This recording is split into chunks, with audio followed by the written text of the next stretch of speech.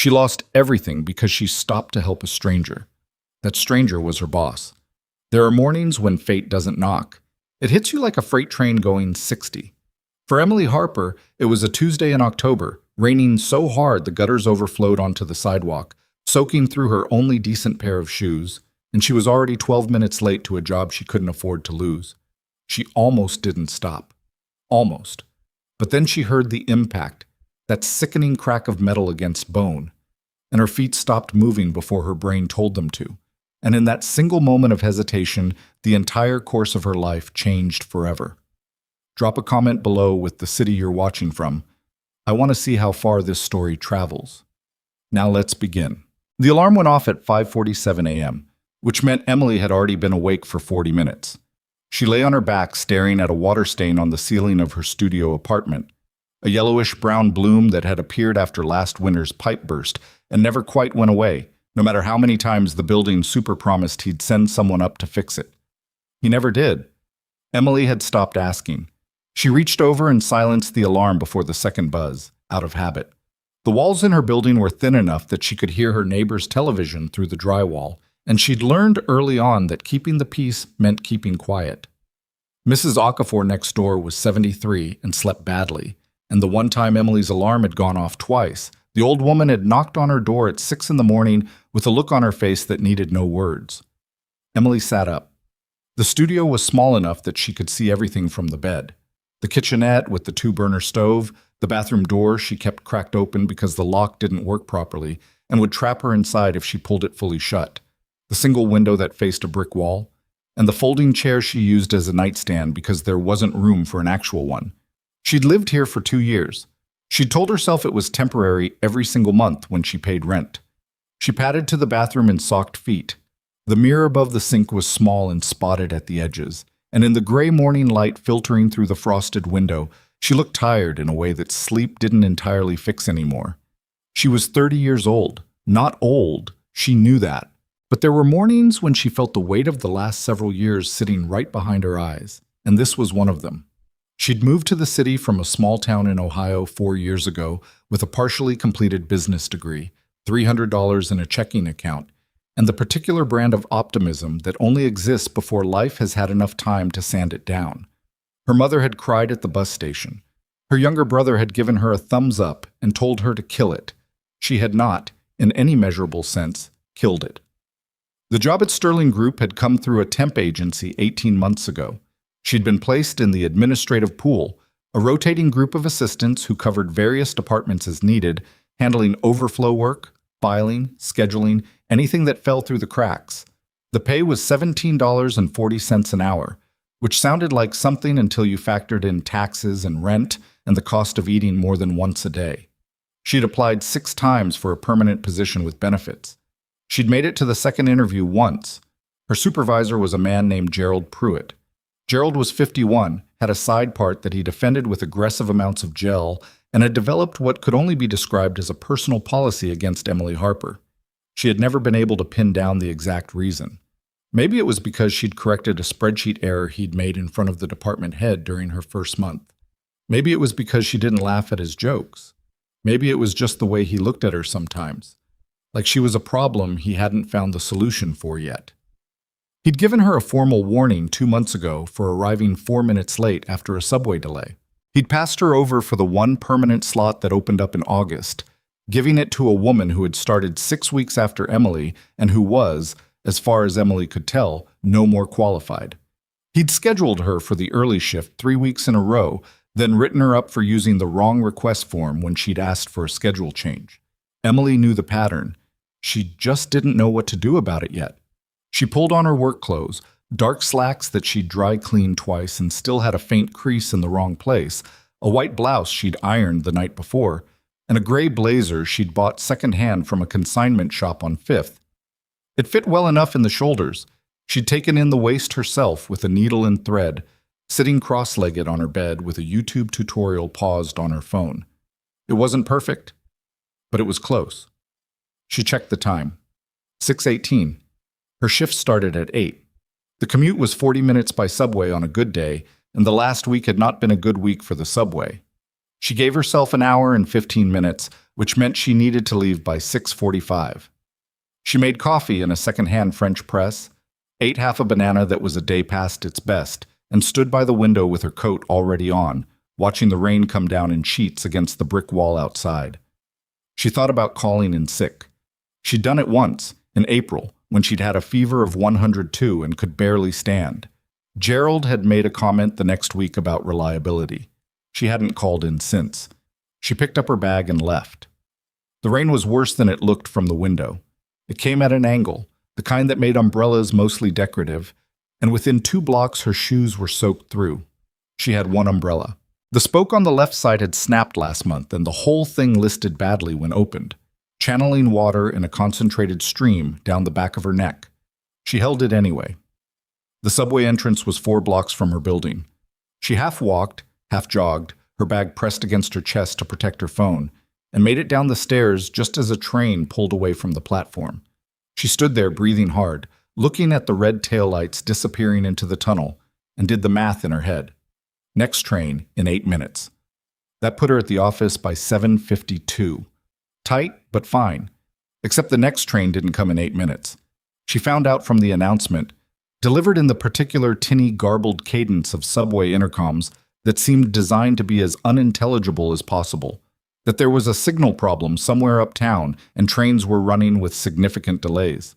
The platform filled up quickly. People pressed in around her, umbrellas dripping, phones out, doing the same math she was doing and arriving at the same unpleasant conclusions. The train came 19 minutes late.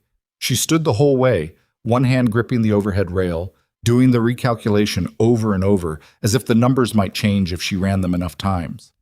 By the time she came up from underground and pushed through the turnstile into the rain-soaked street, her watch read 8:09. She was 9 minutes late. Not catastrophic. She'd been later before and survived it, barely. She started walking fast. Not quite running, because running in soaked shoes on wet sidewalk was how you ended up on the ground. And she was covering ground. She could see the Sterling Group building 2 blocks away, the glass facade reflecting the gray sky, and she thought she might actually make it through security and to her desk before anyone noticed, or before Gerald was even in yet. Sometimes he came in late himself. Not that anyone wrote him up for it. That was when she heard it. The sound hit her first. A sharp, percussive crack, like someone had slapped 2 pieces of wood together right next to her ear, followed immediately by the grinding shriek of tires on wet asphalt, and then a sound that was softer and worse than either of those. A sound she felt in her teeth. She turned. 20 feet ahead, a delivery bike, one of those heavy electric cargo bikes that the courier services had started using, built more like a small motorcycle than a bicycle, had blown through the crosswalk at full speed and caught a man mid-stride. The impact had knocked him sideways and down, and he'd hit the edge of the curb with his left shoulder before rolling into the street. The bike had wobbled but stayed upright. The courier, young, maybe 20, wearing a rain-soaked yellow jacket, looked back once over his shoulder and accelerated. He was around the corner and gone before anyone on the sidewalk had fully processed what had happened. Emily stood still for a moment. It couldn't have been more than 2 seconds, but it felt longer, that particular elastic quality of shock, where everything slows down just enough to let you see every detail with uncomfortable clarity. The man was lying on his side in the street, one arm underneath him, one leg at an angle that suggested either a very awkward landing or something worse. He was wearing a dark suit, good fabric, even from 20 feet away. Even in the rain, she could tell it was expensive. His briefcase had landed several feet away, sprung open on impact, papers now getting soaked in the gutter. Around her, people were doing the thing that people do in cities. The thing she'd done herself, before, on days when she was late or tired or just couldn't take on one more thing. They were looking, registering, and moving on. A woman in a red coat glanced down as she passed and pulled out her phone, though whether she was calling 911 or just looking at it was unclear. 2 men in construction jackets walked around him like he was an obstacle on the sidewalk. A teenager on the opposite side of the street watched with his hands in his pockets, then turned away. Emily was already 9 minutes late. She looked at the Sterling Group building. She looked at the man in the street. She crossed to him. "Hey!" She crouched down beside him, her knees immediately wet from the puddle she'd kneeled into without thinking. "Can you hear me?" Are you okay? Up close, he was younger than she'd initially registered, mid-30s maybe, with dark hair flattened by the rain across his forehead. His face was angled toward the asphalt and his eyes were open, but unfocused in the way that meant his brain was still catching up with his body. There was a cut above his eyebrow that was bleeding with the particular efficiency of scalp wounds, thin red streaks diluting in the rain before they hit his jaw. "Don't try to move yet," she said. She had no medical training. She was running entirely on instinct and half remembered things she'd seen on television. "I'm going to call for help right now, okay? You're going to be okay." She pulled out her phone, dialed 911, and gave the dispatcher the location, described what had happened, confirmed the man was conscious. The dispatcher told her to keep him still and that they'd have someone there in 4 to 6 minutes. She relayed this back to him. 4 to 6 minutes. Not long. He tried to push himself up. She put a hand on his shoulder gently but firmly, and he stopped. He stopped, swallowed. His voice was measured, which told her he was used to managing himself even when he wasn't entirely all right. "I have a meeting." "Your meeting is going to have to wait," Emily said. He blinked and seemed to actually look at her for the first time. "I don't need... Your shoulder took the curb pretty hard and your head is bleeding, so until someone with actual medical knowledge tells you that you can stand up, you're staying down," she said. She kept her voice calm, the same tone she used when her brother called in a panic about something that seemed enormous in the moment. "What's your name?" A pause, like he was deciding whether to tell her. "Damien." "Okay, Damien, I'm Emily. How many fingers?" She held up 3. "3," he said flatly. "I don't have a concussion." "Humor me." He looked at her with an expression she couldn't quite read. Not irritation exactly, something more complicated than that. 3 fingers, Emily. "Good." She looked around for something to put under his head, found nothing useful, and ended up folding her blazer and sliding it under his temple without thinking it through, which meant her blazer was now getting wet and would need to be dry cleaned, which she could not currently afford. She made a note to deal with that problem later. "You don't have to stay," Damien said. He was doing better. She could hear it. His voice had more purchase in it, more of his actual self behind the words. "I'm fine. You can go." "I'm aware I can go," Emily said. "I'm choosing not to." Something shifted in his face. Not much, just a small thing around the eyes. "You'll be late for work." She looked at him. "How do you know I'm going to work?" He glanced at her bag, the direction she'd been walking, the building 2 blocks down. She followed his gaze to the Sterling Group facade and felt a small, absurd current of amusement in the middle of this absolutely awful morning. "Oh," she said. "Yeah, I work there." He didn't say anything for a moment. Rain fell on both of them. A cab honked somewhere behind her, annoyed at having to detour around the scene. "Sterling Group," he said. "Yep." She checked the cut on his forehead, still bleeding but slower now. "Pretty bad timing on your part." She didn't know yet why his expression changed when she said that. She wouldn't know for another 24 hours. At the time, she just thought he was grimacing from the pain in his shoulder. The ambulance arrived in 5 minutes and 40 seconds. She counted, because it was something to do besides think about what time it was. 2 paramedics climbed out with professional efficiency, and Emily stepped back to give them room and answered their questions. What she'd seen, how he'd landed, whether he'd lost consciousness. Damien tried twice to tell them he was fine and would be skipping the hospital. One of the paramedics, a compact woman with a voice that allowed no negotiation, told him that wasn't a decision he got to make on the sidewalk in the rain with a head wound, and he subsided. They brought a stretcher. Emily gathered what she could of the papers from his briefcase and tucked them back inside, latched it shut, and set it in the ambulance when one of the paramedics waved her over. She handed over the briefcase, picked up her soaked blazer from the curb. Damien was already on the stretcher. He looked at her from under a gauze pad that was taped to his forehead now, and for a moment neither of them said anything. "Thank you," he said. Quiet. Like the word cost him something. "Feel better," she said. She meant it simply. She wasn't angling for anything. She had no idea who he was. The ambulance doors closed. She stood on the sidewalk in the rain, holding her soaked blazer, and looked at her phone. 8:31. She had been 31 minutes late to a job she was already on thin ice with, standing in front of the building, and she was going to have to walk in there and face whatever came next. She walked in. The lobby of Sterling Group was marble and glass, always slightly too cold, with a security desk staffed by two men who knew Emily by face, if not by name. She badged through, took the elevator to the 7th floor, and walked to her workstation in the administrative pool with her wet shoes squeaking on the hardwood and her blazer folded over her arm, leaving a slow drip trail behind her. She sat down, pulled up her computer, tried to look like someone who had not just come from a very eventful morning. She lasted 11 minutes. Gerald Pruitt's office was in the corner of the floor, with a glass wall that gave him a clear sightline to the administrative pool. She had felt his eyes on her from the moment she sat down. At 8:42, he appeared at her workstation, standing with his arms folded and his side part immaculate despite the rain outside, with the expression of a man who had been waiting for exactly this opportunity. Harper. Mr. Pruitt.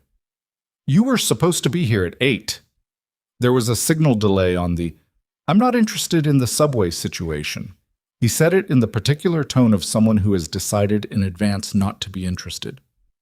This is the 4th incident in 2 months. Emily looked at him steadily. The first 2 were subway delays, and the third was when I had a fever of 102, which I documented. Company policy is us. I know company policy. She kept her voice even. It was an effort. There was an accident outside the building this morning. A man was hit by a bike. I called 911 and stayed until the paramedics arrived. Gerald looked at her the way he'd looked at her for the better part of 18 months, like she was a story he'd already decided the ending of. That's not your job. She stared at him. Sorry? That's not your job, he repeated. Your job is to be here at 8 o'clock. Whatever happens on the street is not your responsibility. If you'd called 911 and kept walking, you'd have been on time. He unfolded his arms. I'm going to have to let you go, Harper. The words landed in a peculiar way, not like a shock exactly, more like something she'd been bracing for so long that when it finally came, her body didn't know whether to feel devastated or just tired. Gerald, she said carefully, you're firing me because I stopped to help someone who was injured in the street. I'm terminating your position for repeated tardiness violations. He said it with the precision of someone who had already consulted HR. You'll receive a separation notice by email. Security will be in touch about returning your badge. He walked back to his office. The glass door closed. Through it, Emily could see him sit down at his desk and immediately turn to his computer, done with the matter. She sat very still for a moment. Around her, the administrative pool continued its quiet morning hum.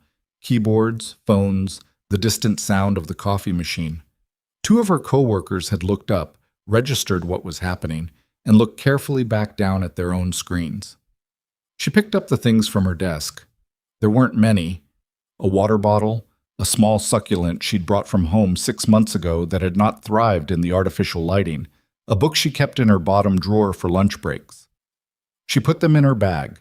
She walked to the elevator, rode it down to the lobby, and stood on the street outside the Sterling Group building. The rain had let up slightly, reduced from sheets to a steady drizzle. She stood there with her wet shoes and her damp blazer and the little succulent tucked into her bag, and she thought about the man on the stretcher, the way he'd looked at her, the quiet weight behind the words, "Thank you." And she didn't regret stopping. She was absolutely certain of that, even standing here right now. She wasn't certain about much else. She started walking toward the subway. She needed to get home, file for unemployment before the weekend, and figure out where the next month's rent was going to come from. She needed to call her mother, who would be concerned but also gently, inevitably, suggest that maybe Emily should think about coming home. She needed to eat something because she hadn't since half a banana at 6:20 this morning, and her hands were starting to feel a little hollow. She needed to do all of those things, but right now she just walked. The rain drizzled down. The city went about its business around her, and somewhere across town, in a hospital she didn't know the name of, a man named Damien lay on an examination table with a gauze pad on his forehead, and as she would much later find out, was already asking the nurse if she could hand him his phone. Emily's apartment felt smaller when she came home in the middle of the day. The light was wrong, too flat and gray. And the space she'd learned to live inside at the edges of, early mornings and late evenings, felt exposed in a way that made her uncomfortable, like being backstage in a theater with the lights up. She set down her bag, put the succulent on the windowsill, sat on the edge of her bed. She didn't cry, which surprised her, and then didn't surprise her because she'd gotten pretty good at not crying about things that were actually serious.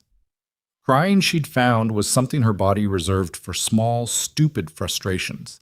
Spilling coffee on a clean shirt, missing a call from her brother by 30 seconds, the time she'd stood in a grocery store for 4 minutes trying to decide if she could afford both yogurt and dishwashing soap and eventually put the yogurt back. Those things broke through. The bigger things seemed to turn some lever, and the mechanism locked. She opened her laptop, went to the unemployment portal, and started filling in the form. Reason for separation. She hovered over the options. Terminated by employer. She clicked it. She filled in Gerald Pruitt's name. She filled in the dates. She wrote in the free text box for additional context a version of events that was accurate and measured, and did not include any of the things she actually wanted to say.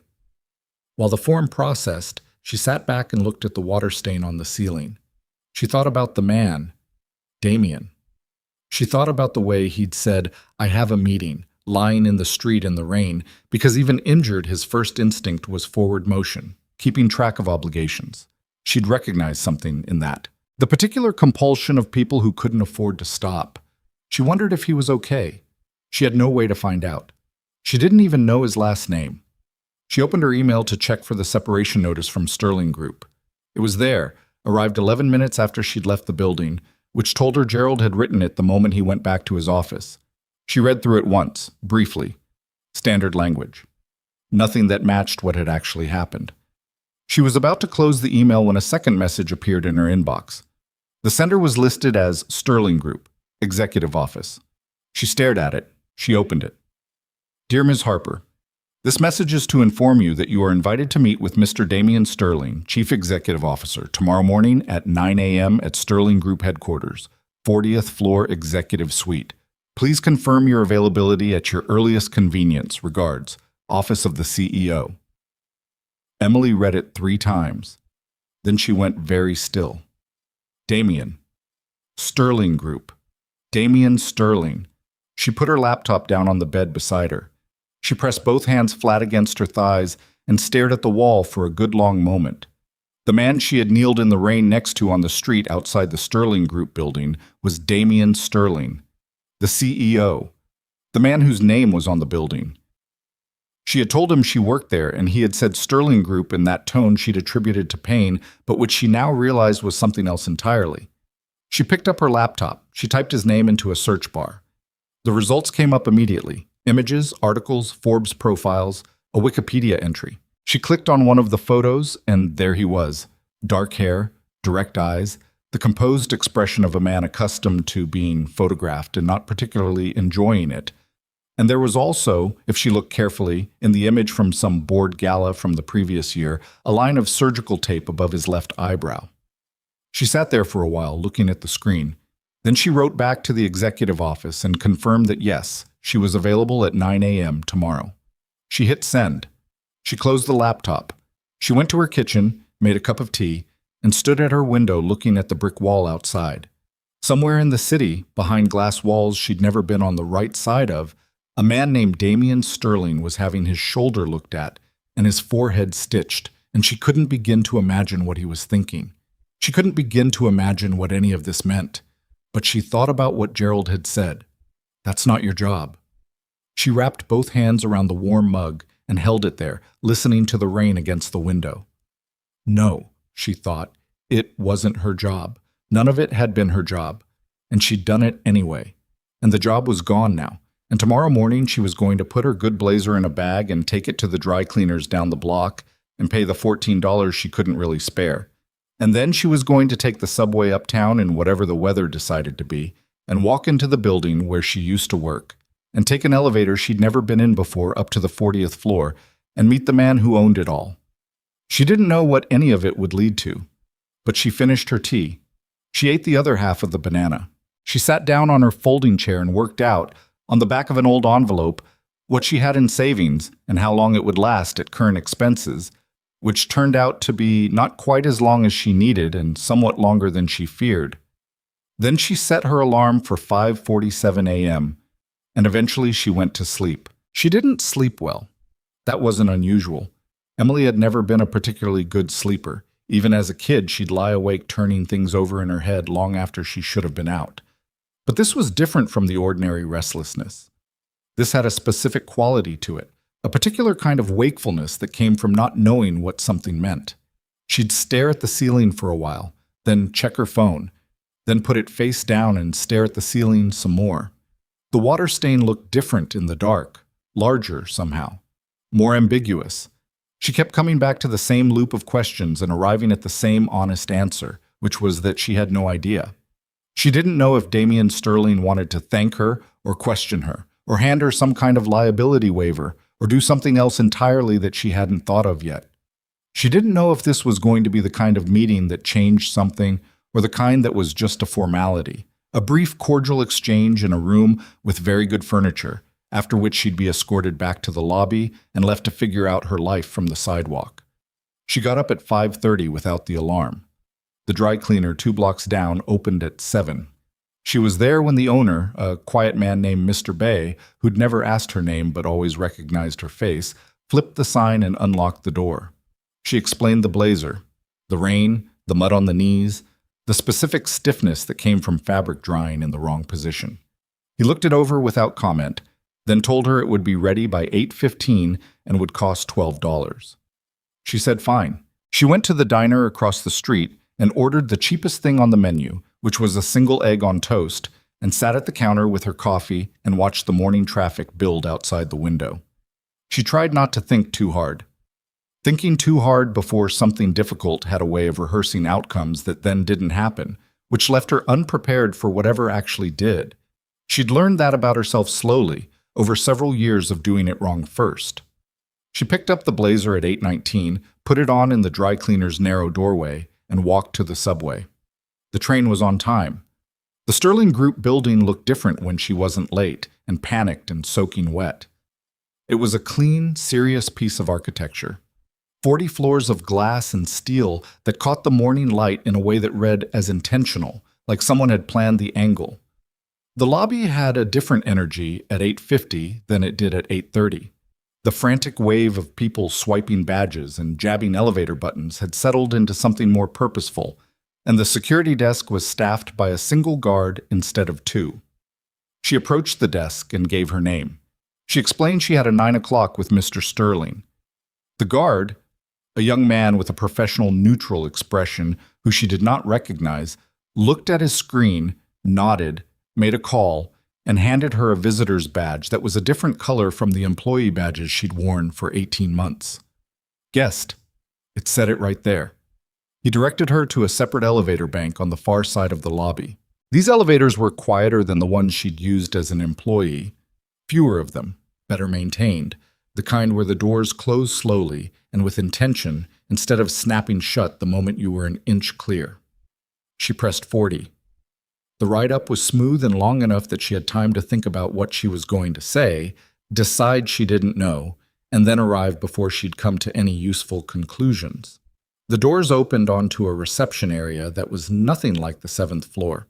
The 7th floor was open plan and loud and smelled like someone's lunch reheated in the communal microwave. The 40th floor was quiet in the way that money is quiet. Not empty, but settled, everything in its place and staying there. There were 2 low couches in cream fabric, a desk staffed by a composed woman in her 40s who looked up immediately, and beyond that a set of double doors made of dark wood that were currently closed. "Ms. Harper," the receptionist said. "Yes." "Mr. Sterling will be right with you. Can I get you anything? Coffee? Water?" Emily thought about the $12 she'd just spent on dry cleaning. "Water would be great, thank you." She sat on one of the cream couches and held the glass of water they brought her, and waited. She was good at waiting. She'd had a lot of practice. The double doors opened at 9:03. A man came out who she didn't recognize, mid-50s, carrying a leather portfolio, the particular expression of someone who had just received news they were still processing. He walked past her without looking at her and pressed the elevator button and was gone. Then a voice from inside the office said, "Miss Harper, come in." She stood up, set the water glass on the low table, walked to the doors. The office was large in a way that didn't feel showy, which she hadn't expected. She'd braced herself for the kind of space that exists to impress. Oversized desk, art chosen for its price tag, the kind of view that's designed to make visitors feel small. It had the view, certainly. Floor-to-ceiling windows looking out over the city, the kind of perspective that made the streets below look like a diagram. But the desk was a reasonable size and covered in actual work. Stacked papers, 2 monitors, a mug that had clearly been there long enough to leave a ring. There were bookshelves that looked genuinely used. A jacket was folded over the back of a chair in a way that suggested it had been put there in a hurry and no one had moved it since. Damian Sterling was standing by the windows with his back partially to the door, looking at something on his phone. He'd been discharged from the hospital. Evidently, he was in a suit again, different from yesterday's, dark navy, and his posture was good except for a slight tension in his left shoulder that he was probably trying not to show. The gauze pad above his eyebrow had been replaced by a neater bandage strip, and the bruise that was forming underneath it had gone yellow-purple overnight. He looked up when she came in. There was a beat, a small one, where he just looked at her. She'd seen the look before, the adjustment people made when they encountered someone they'd only seen in one specific context, recalibrating. "Sit down," he said. Not rude, just direct. He pulled the chair away from his desk and sat in it, facing her, rather than behind it, which she hadn't anticipated. She sat in the chair across from him. The morning light was coming in strong from the east. She was uncomfortably aware of her blazer, which smelled faintly of dry cleaning chemicals, and which she hoped was not noticeable from across the room. "How's your shoulder?" she asked, because it seemed like the thing to start with. "Separated," he said. A C joint. They wanted to put it in a sling for 3 weeks. I negotiated to 2. He said it the way someone says something they know sounds unreasonable but are doing anyway. "Your blazer," he added. She blinked. "Sorry?" "Yesterday. You put it under my head."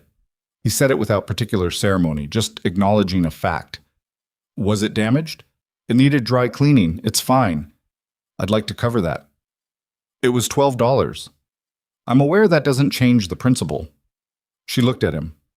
He wasn't what she'd expected, and she was still recalibrating what she'd expected him to be. She'd done the research last night, the Wikipedia article, the Forbes profile from 3 years ago, a long piece in a business magazine about the reorganization he'd done when he took the CEO position at 30, which had apparently been considered either visionary or reckless, depending on who you asked. He'd been described, in the various things she'd read, as demanding, precise, not particularly warm in professional settings, and the kind of person whose assistant turnover rate told its own story. She'd also read that his wife, ex-wife, the articles were careful about the distinction, was a woman named Victoria Ashworth Sterling, who came from the kind of family that had a hyphen in their name and a house in Connecticut with a name of its own. They'd divorced 2 years ago. There was a child mentioned briefly in the context of custody arrangements, but the articles were circumspect about details, and she hadn't pushed further. It hadn't felt like her business. He was watching her now with an attention that was not uncomfortable exactly, but was deliberate. The kind of attention that came from a person who had spent years reading rooms and people and making fast assessments, and who was applying that same habit to her. "I had someone look into what happened with your position," he said. Emily said nothing. "Gerald Pruitt filed the termination paperwork at 8:43 yesterday morning, approximately 11 minutes after you returned from the scene outside." He paused. "The incident was at 8:15. You arrived at your workstation at 8:31, which means you were 16 minutes late, and a man was hit by a vehicle directly outside this building during those 16 minutes. "That's accurate," Emily said. He also indicated in the termination documentation that this was the 4th tardiness violation in 2 months. I had HR pull your full record." He picked up a paper from the desk beside him and looked at it briefly. 2 instances documented, not 4. One with accompanying medical documentation for a fever. One during a transit shutdown that affected 43% of this building's staff, none of whom received formal warnings except you. Emily was quiet for a moment. I was aware of the pattern, she said. I didn't know how to challenge it without making the situation worse. Why not? It was a direct question and she gave it a direct answer. Because he was my supervisor and I was a temp. And when people in those situations push back, the options available to them are limited. HR exists to protect the company. I didn't have a union, I didn't have a contract, and I had a lease I needed to make next month. So I kept my head down and tried to outlast it. Damien was quiet for a moment. He looked at the paper, then put it down. That's an honest answer. It's the true one. He leaned back slightly in the chair. His left hand moved to his shoulder unconsciously, then stopped. Mr. Pruitt has been with this company for 9 years. He manages a team of 12. His department's performance metrics are acceptable, not exceptional, acceptable. He looked at her.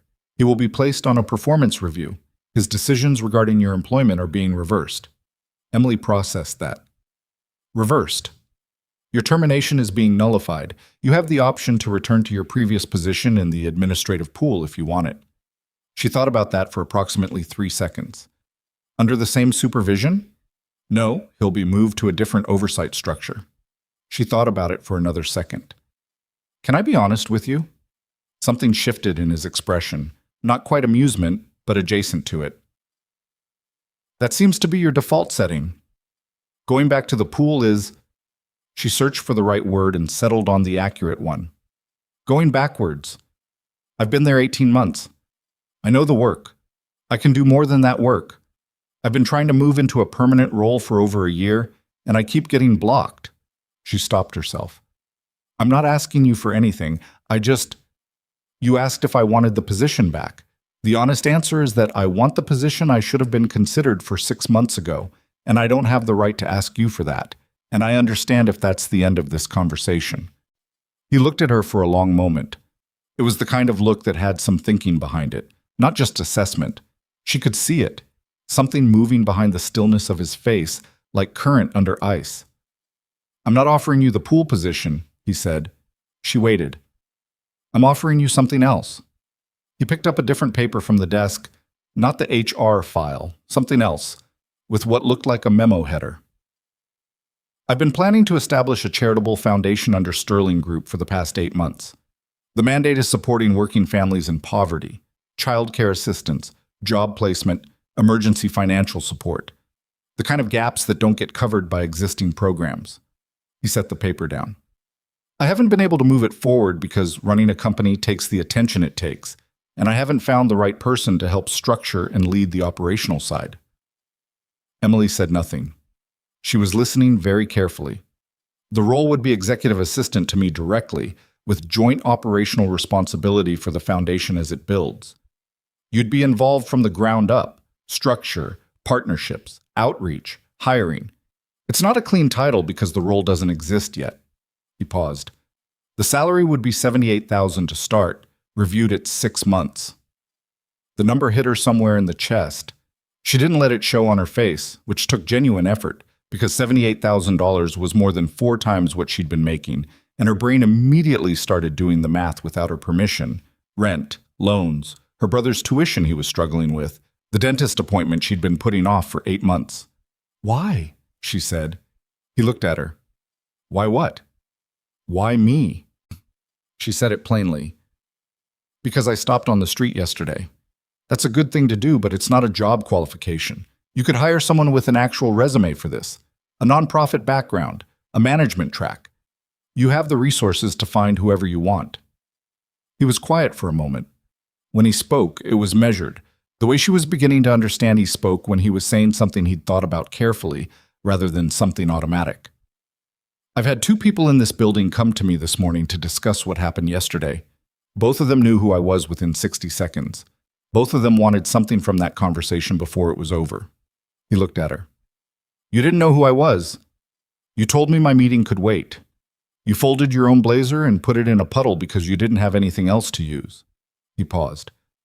I'm not sentimental about business, but I've been looking for someone to help build something that serves people who are getting exactly what you were getting from Gerald Pruitt And the quality I need most is judgment.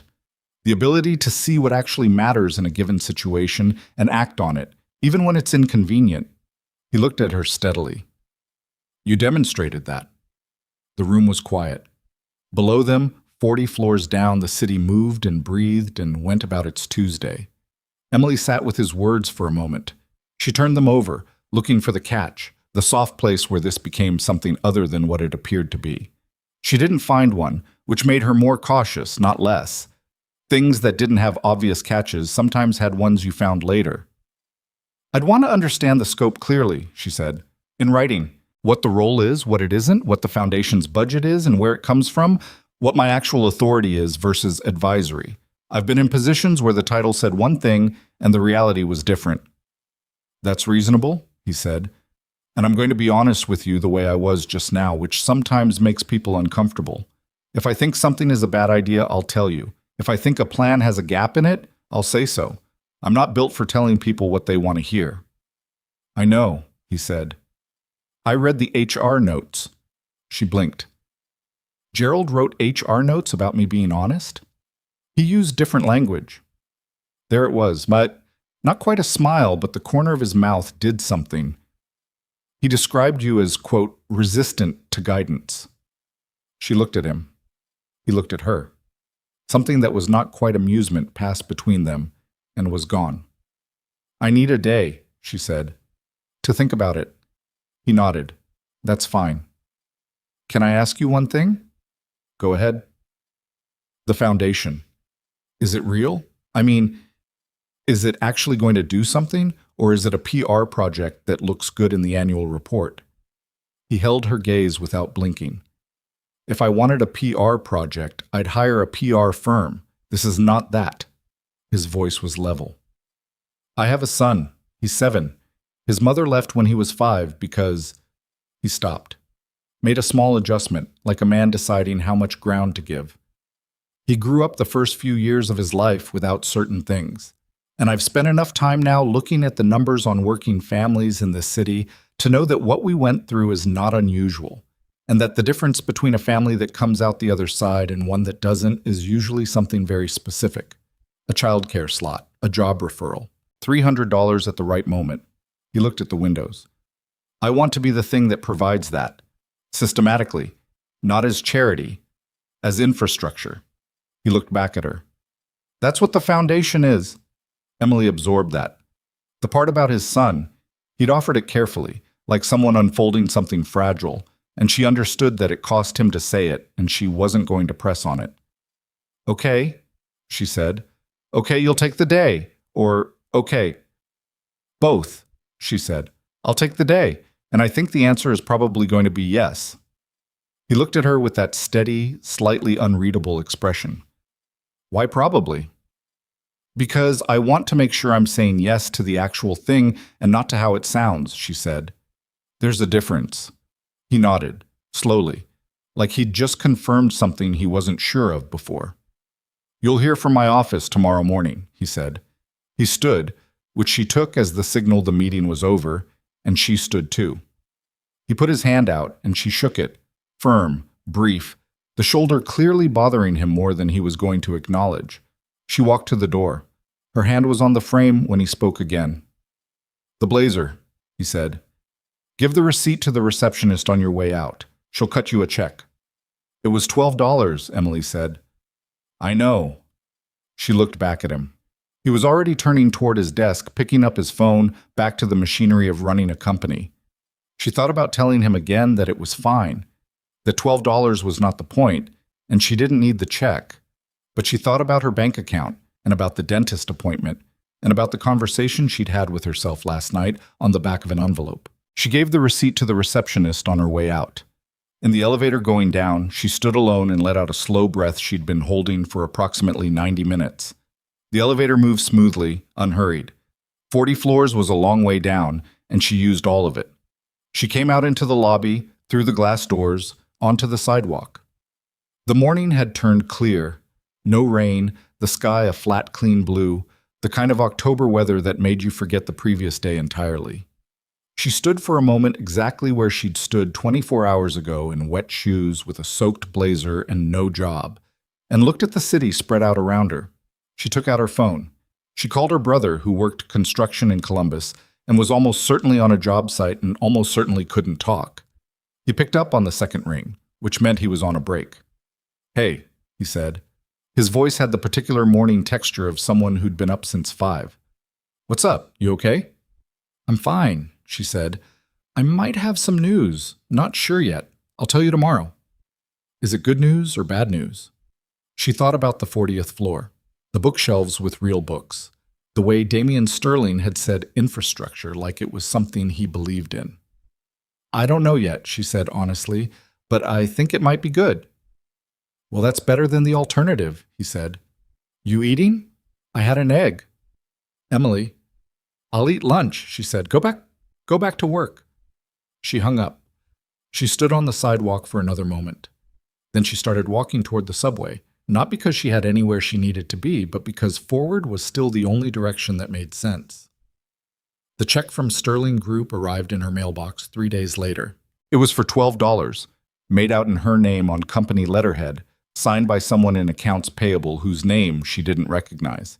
She stood in her narrow hallway, holding it, and laughed, a short, slightly disbelieving sound that surprised her. She taped it to the wall above her desk.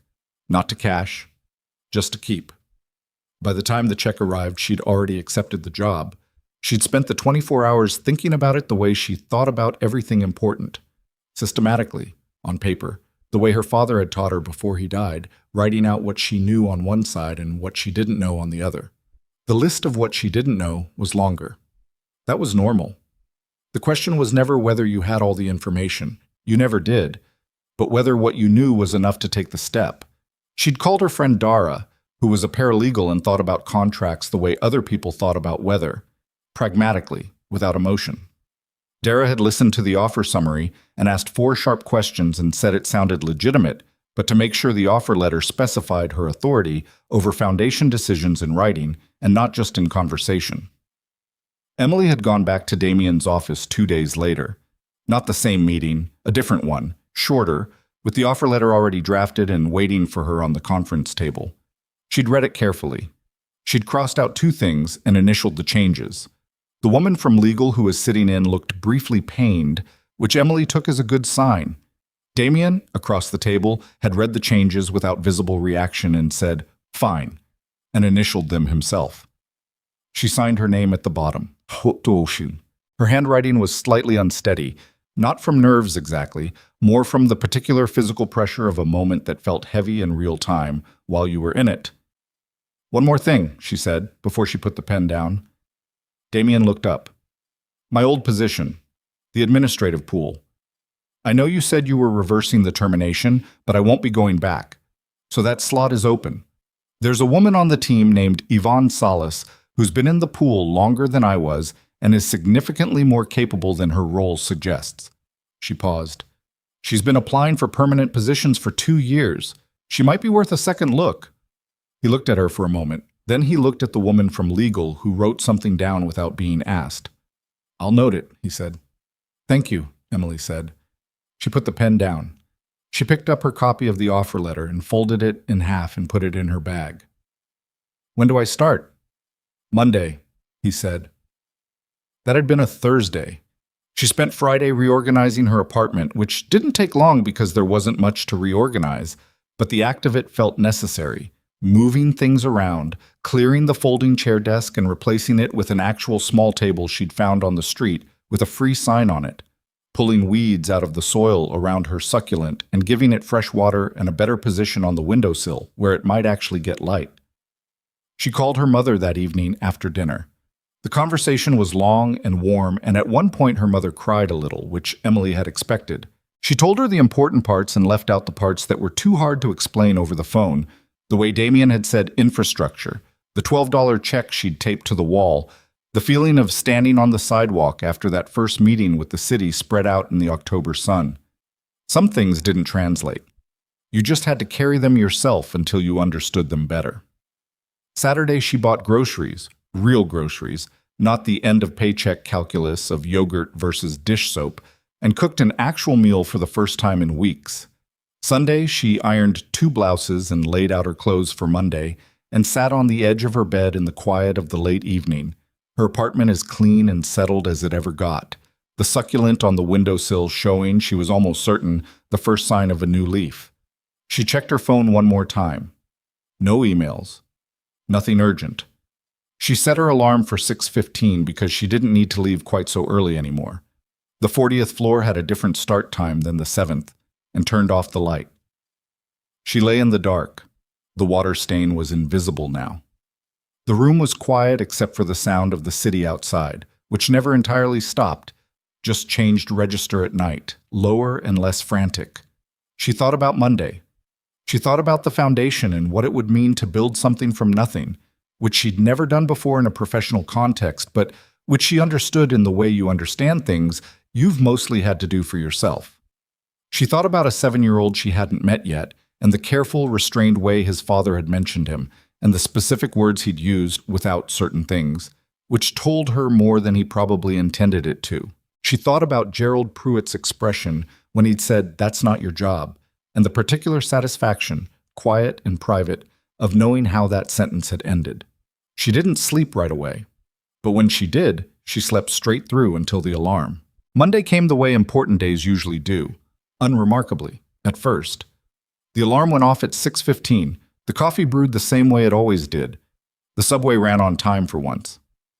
Emily stood in the elevator of the Sterling Group building in her good blouse and the dry-cleaned blazer, watching the numbers climb past 7, past 20, past 30, and felt the particular quality of nervousness that wasn't fear exactly, but something adjacent, the feeling of standing at the edge of something whose depth you couldn't measure yet.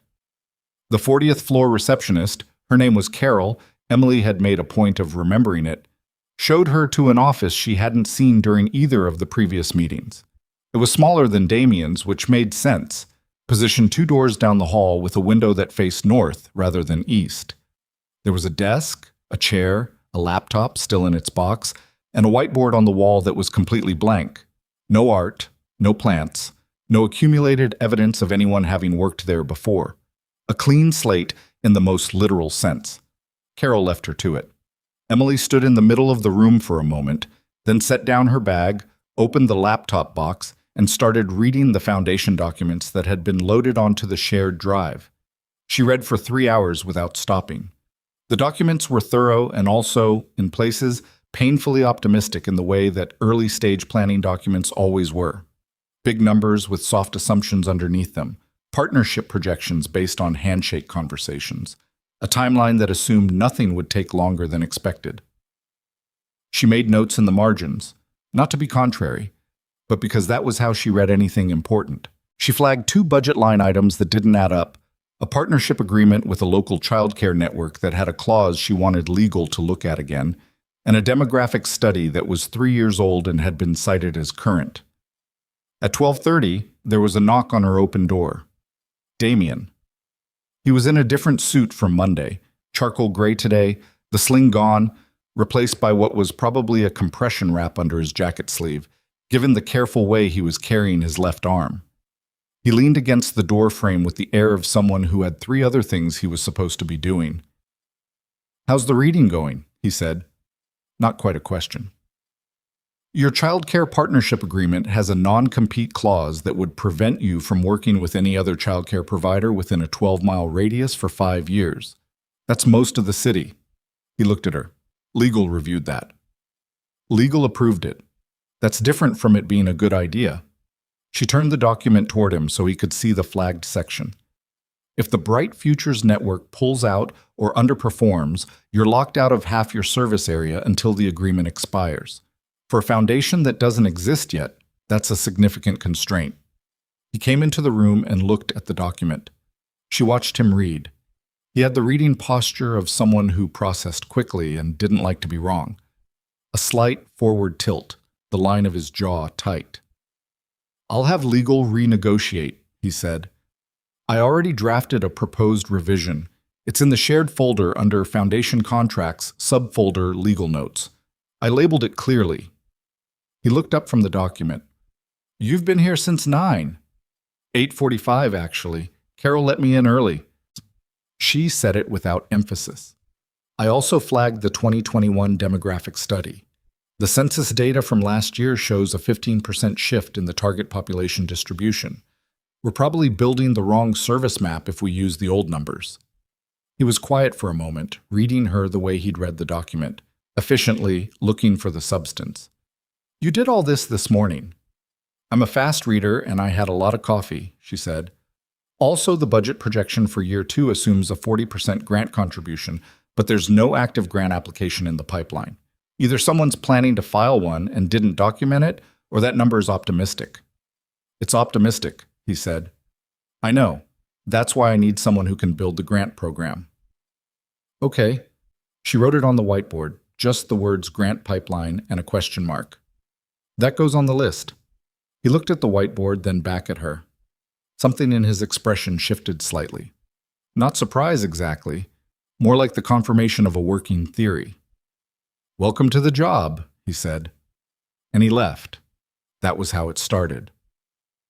The next weeks had a particular rhythm that Emily hadn't experienced before in any position she'd held. It wasn't the rhythm of being told what to do. She'd had plenty of that.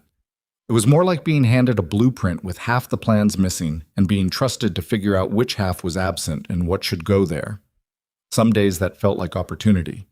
Some days, usually around 4 in the afternoon when she'd been staring at the same grant application for 2 hours and hadn't eaten since breakfast, it felt like being stranded in a very expensive room with no map. She and Damien developed a working dynamic that she wouldn't have predicted from those first 2 meetings. He was precise in the way that people are precise when imprecision has cost them something real. Every decision he made had visible thought behind it. Every meeting had a purpose. He did not talk for the sake of talking. But he also listened in a way that she found, slowly, to be rare. Not the listening that was really just waiting, the kind where you could see the next sentence already forming behind someone's eyes before you'd finished speaking.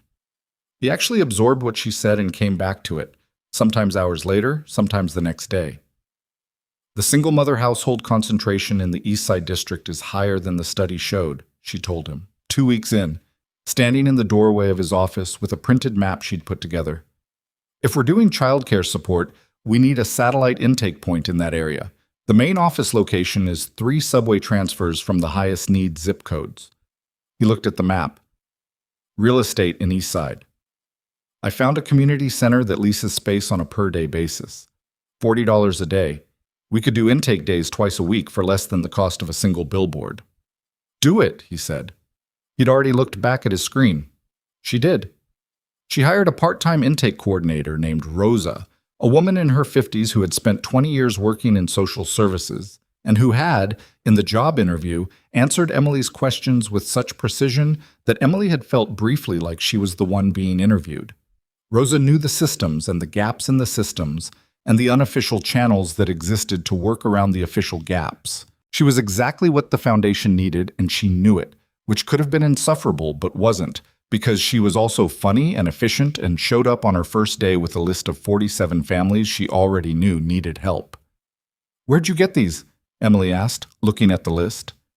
40 years of knowing people, Rosa said. "You want them or not?" "I want them," Emily said. That same week, she made her first attempt at a grant application, a federal community development grant with a November deadline. She'd written grants before, in theory, having taken a nonprofit management elective in her abandoned business degree and done one grant writing workshop she'd found online. In practice, it was harder. The language had to be precise and also warm. The outcomes had to be measurable and also human. The budget had to be detailed and also flexible. She wrote 3 drafts, had the company's legal team review the compliance section, rewrote the narrative twice, and submitted it on a Thursday morning 2 hours before the deadline with the specific exhaustion of someone who had been staring at the same document for so long the words had stopped looking like words. She told Damien she'd submitted it. He said, "Good." That was it. She went back to her office and ate a cold sandwich she'd bought at 7 that morning and looked at the whiteboard, which now had 12 items on it in various colors, and felt something that she didn't immediately identify and then realized was satisfaction. Not happiness, exactly. Something quieter. The feeling of work that had actual consequence, work that was attached to something real. She met Noah on a Wednesday in November. She'd heard about him in pieces. Damien mentioned him occasionally, briefly, in the context of scheduling adjustments. I need to leave by 5:30. Noah has a thing. Or reviewing a travel schedule. I can't do that Thursday. It's his school thing. The sun was present in the margins of Damien's days the way important things often are. Not announced, just there, shaping the edges. She hadn't expected to encounter him at the office. She was in the small conference room off the main hall, on a call with a nonprofit housing partner, when she heard voices in the hallway. Damien's, lower, and another one, higher, with the unmodulated clarity of a child who hasn't yet learned to keep their volume calibrated to setting. But why can't I stay in your office? Because I have 2 more meetings. I can be quiet. Noah, I can. I'm very quiet when I want to be. She managed not to smile while she was still on the call. When she came out 20 minutes later, the conference room door swinging behind her, she nearly walked directly into a 7-year-old boy sitting cross-legged on the hallway floor outside Damien's office with an open book on his lap and a very serious expression on his face. He looked up at her with Damien's eyes, the same dark, direct quality, the same instinct to assess, and said, "You're the new person." "I am," she said. "I'm Emily." "I know," he said. "My dad said you fixed the contract thing." She blinked. "He told you about the contract thing?" "He tells me about work sometimes, when it's interesting." He looked at her with the frank appraisal of children, which was different from adult appraisal in that it had no agenda. "He said you read fast." "I do," she said. He considered this. "I read fast too. My teacher says it's because I skip words, but I don't. I just read them faster than most people." "That's exactly what fast reading is," Emily said. He seemed pleased by this and looked back at his book, which she could now see was a chapter book with a spaceship on the cover. She was almost past him when he said, without looking up, "The book is good if you haven't read it. It's about a kid who accidentally fixes an alien spaceship and then has to figure out how to send the alien home without anyone finding out." "That sounds like a lot of responsibility for one kid." "He manages," Noah said. "He's pretty smart." She smiled. "I'll look for it." She went back to her office. Through the wall, she could hear the low murmur of Damien's meeting resuming. From the hallway, the faint sound of pages turning. After that, Noah appeared at the office occasionally. Not often, just the days when school let out early or the regular after-school arrangement fell through and Damien's schedule was unforgiving. He was quiet in the way that kids who have spent time around working adults learn to be quiet, not because they've been told to be, but because they've figured out how rooms work. He'd sit with his book or his homework outside Damien's office. And sometimes, if Emily's door was open, he'd drift toward it the way kids drift toward open doors, with the particular Brownian motion of the curious. She started keeping a small bowl of crackers on her desk. Not because she'd planned it, she'd bought them for herself and left them out. And the first time Noah appeared in her doorway, she gestured toward the bowl without thinking, and he came in and ate some crackers and looked at her whiteboard for a while. "What's the question mark for?" he asked, pointing at Grant Pipeline. "It means I haven't solved that part yet." He nodded. "My dad has a whiteboard at home too. He puts question marks on things sometimes. He says it means the problem is still alive." She looked at him. "That's a good way to put it." "He says it to himself," Noah said. "I don't think he knew I was listening." He ate another cracker. "He listens a lot more than he talks. People don't notice it because he's quiet when he listens, but he remembers everything." Emily looked at the whiteboard. "I've noticed that," she said. "You're not like his other assistants," Noah said. It wasn't a compliment or a criticism, just an observation. "How so?" "They were usually nervous around him. You're not nervous." She thought about whether that was true. "I'm nervous about getting things wrong," she said. "I'm not nervous about him." Noah seemed to consider the distinction carefully, the way only children actually bother to. "That makes sense?" he said. He ate one more cracker and slid off the chair. "I'm going to finish my chapter." He went back to the hallway. Emily sat looking at the doorway he'd walked out of, and then looked at her whiteboard, and then wrote nothing. just sat for a moment. She hadn't been looking for anything beyond the work. She wanted to be clear about that, at least to herself. She was 30 years old and had spent the better part of her 20s so focused on the basic architecture of survival, rent, food, the job, the next job, that anything beyond that had been deferred, the way you defer a dentist appointment, with full intention of getting to it someday when things stabilized. Things had not yet stabilized. She had a new job that she was still, even 6 weeks in, uncertain she was doing well enough. She had a studio apartment with a water stain on the ceiling and a succulent on the windowsill that was, admittedly, now showing 3 new leaves. She had 12 items on a whiteboard and a grant application pending and a part-time intake coordinator who was currently the only person in the country who fully understood the filing system Emily had built. She was not looking for anything else. But she noticed things, the way you notice things when you're paying attention to your actual life instead of just moving through it. She noticed that Damien always read her notes fully before responding, even the long ones. She noticed that when she was wrong about something, which happened, she was wrong about the East Side real estate estimate by 30%. She was wrong about the timeline for the first intake event. He corrected her once, directly, and then moved on without keeping score. She noticed the particular quality of the silence in the car once, when they were both coming back from a site visit in the East Side district, and they'd been talking about the families they'd met, and then both went quiet for a while. And it wasn't an uncomfortable silence, which seemed worth noting. She noticed that when Noah laughed, really laughed, not the polite version, his whole face did it, and that Damien would look at his son in those moments with an expression that was different from every other expression she'd seen on his face. Unguarded. Like something he hadn't locked up in time. December came. The foundation had its first formal intake day, a Tuesday, in the community center in the East Side district, with Rosa running the session and Emily there as support, and Damien arriving mid-morning after 2 other meetings and staying for 2 hours, sitting with families across a folding table in a room that smelled like floor cleaner and old coffee, listening, not talking, listening. On the drive back, Emily said, "You're good with them." He looked at the window. "I'm not particularly." "You are. You don't do the thing where you reassure people before they've finished talking." He was quiet for a moment. "My father did that," he said. "Talked over the problem. Made it smaller to make himself more comfortable." He paused.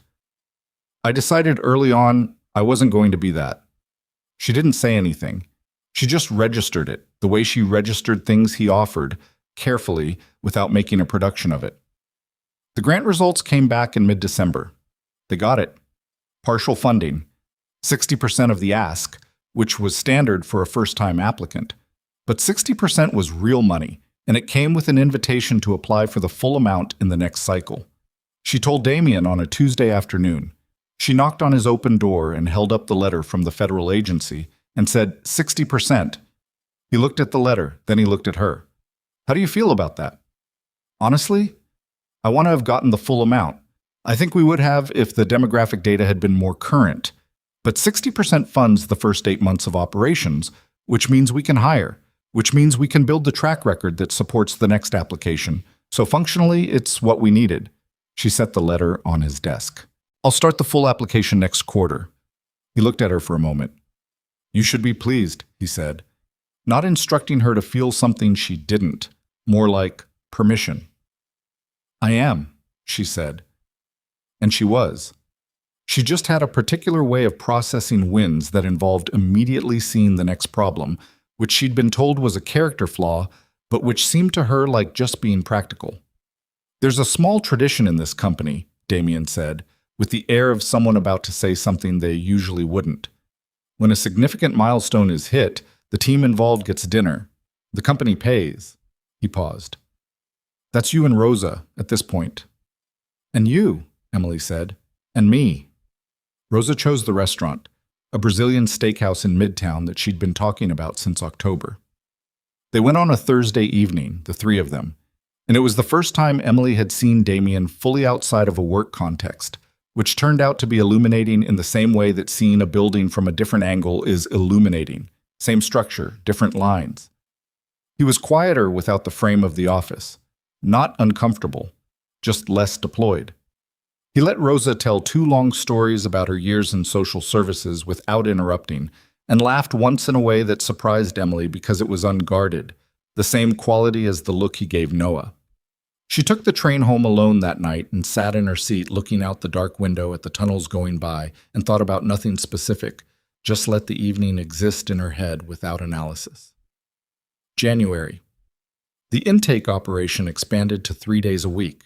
Emily hired 2 more part-time staff, a case coordinator and an outreach worker who spoke Mandarin and Spanish, which immediately doubled their effective reach in 2 underserved communities they'd been trying to access. The whiteboard in her office had been erased and redrawn 4 times. There was a plant now, a pothos, which Rosa had brought in and installed on Emily's windowsill because, in Rosa's words, you need something in here that's alive. The succulent on my desk is alive, Emily said. That thing is barely holding on, Rosa said. This one is vigorous. She was not wrong. The pothos thrived in a way that felt slightly pointed. The rumors started in February. She became aware of them the way you become aware of weather, gradually, through small signals.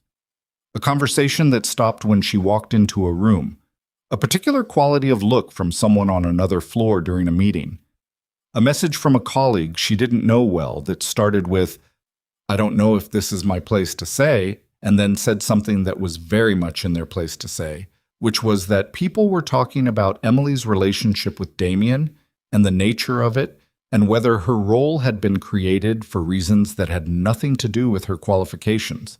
She sat with that for a long time. She was not naive about the way it looked. She knew how it looked. A woman from the administrative pool, no management experience, no nonprofit background, suddenly elevated to a senior role reporting directly to the CEO. She'd thought about it herself on the day she'd sat across from Damien and tried to find the catch. She'd thought about it the day she signed the offer letter. She'd thought about it more than once since, in the honest way, she thought about things she didn't want to think about. What she kept coming back to was this. The work was real. The grant was real. The 47 families on Rosa's list, the 3 intake days a week, the case coordinator and the outreach worker and the community center in Eastside with the floor cleaner smell. Those were real. She could not control what people chose to believe about why she was there. She could only control whether she deserved to be. She did not tell Damien about the rumors, partly because it seemed like exactly the kind of thing that would make a situation worse if named too early, partly because she wasn't sure, if she brought it to him, whether she was bringing a professional problem or something else, and the uncertainty about her own motivations made her cautious. She worked harder instead, which was not necessarily the right response, but it was the one she had. March brought a problem she hadn't anticipated. Damien came into her office on a Thursday morning, no knock, which was unusual, he always knocked, and sat in the chair across from her desk without being invited, which was also unusual, and said, I need to tell you something that's going to be awkward. She put down her pen. Okay. Victoria's coming back. She didn't recognize the name for a half second, and then she did. Your ex-wife. She called last week. She said she wants to revisit things. The family situation. He said it in a measured way, the particular evenness of a person managing a large feeling at arm's length. She's been living in London. She's coming back in April, and she wants to spend time with Noah. Emily said nothing for a moment. She was aware of several things happening in her own chest that she was choosing not to examine right now. How does Noah feel about it? He doesn't know yet. I haven't told him. He paused. She and I, it ended badly. Not violently, nothing like that, but badly. She made a decision about what she wanted her life to be, and a family with a 7-year-old wasn't in it at the time, and I've spent 2 years building something stable for him on the assumption that that was settled. His jaw tightened slightly. Apparently it isn't. Are you telling me this because it'll affect your schedule? She asked. Gently, he looked at her. I'm telling you because you work very closely with me and things may be complicated for a while and you should know why. Okay, she said. Also because... He stopped, started again. Because you've gotten to know Noah, and I wanted to tell you before you noticed something was off with him and didn't know the context. She sat with that for a moment. I appreciate you telling me. He nodded. He sat there for a second longer, which was not typical of him. He usually left a room the moment the business was concluded. Then he stood up. "The Westfield Partnership meeting is at 2, he said. "Business again," the frame back in place. "I know," she said. "I set it up." He left. She looked at her desk. She looked at the pothos on the windowsill, which was putting out another new leaf with the particular indifference of plants to human complication. She picked up her pen. She looked at her notes. She put the pen down again. She'd been working hard not to name the thing that had been growing in the spaces between the work. In the car on the way back from Eastside, at the dinner in December, in the particular way she was aware of his presence when he walked into a room. She'd been calling it professional regard, which was true as far as it went, just not far enough. She was 30 years old and she'd spent a long time prioritizing survival, and somewhere in the last 4 months, without quite meaning to, she'd started to want something beyond surviving. She was not going to do anything about it. That was clear.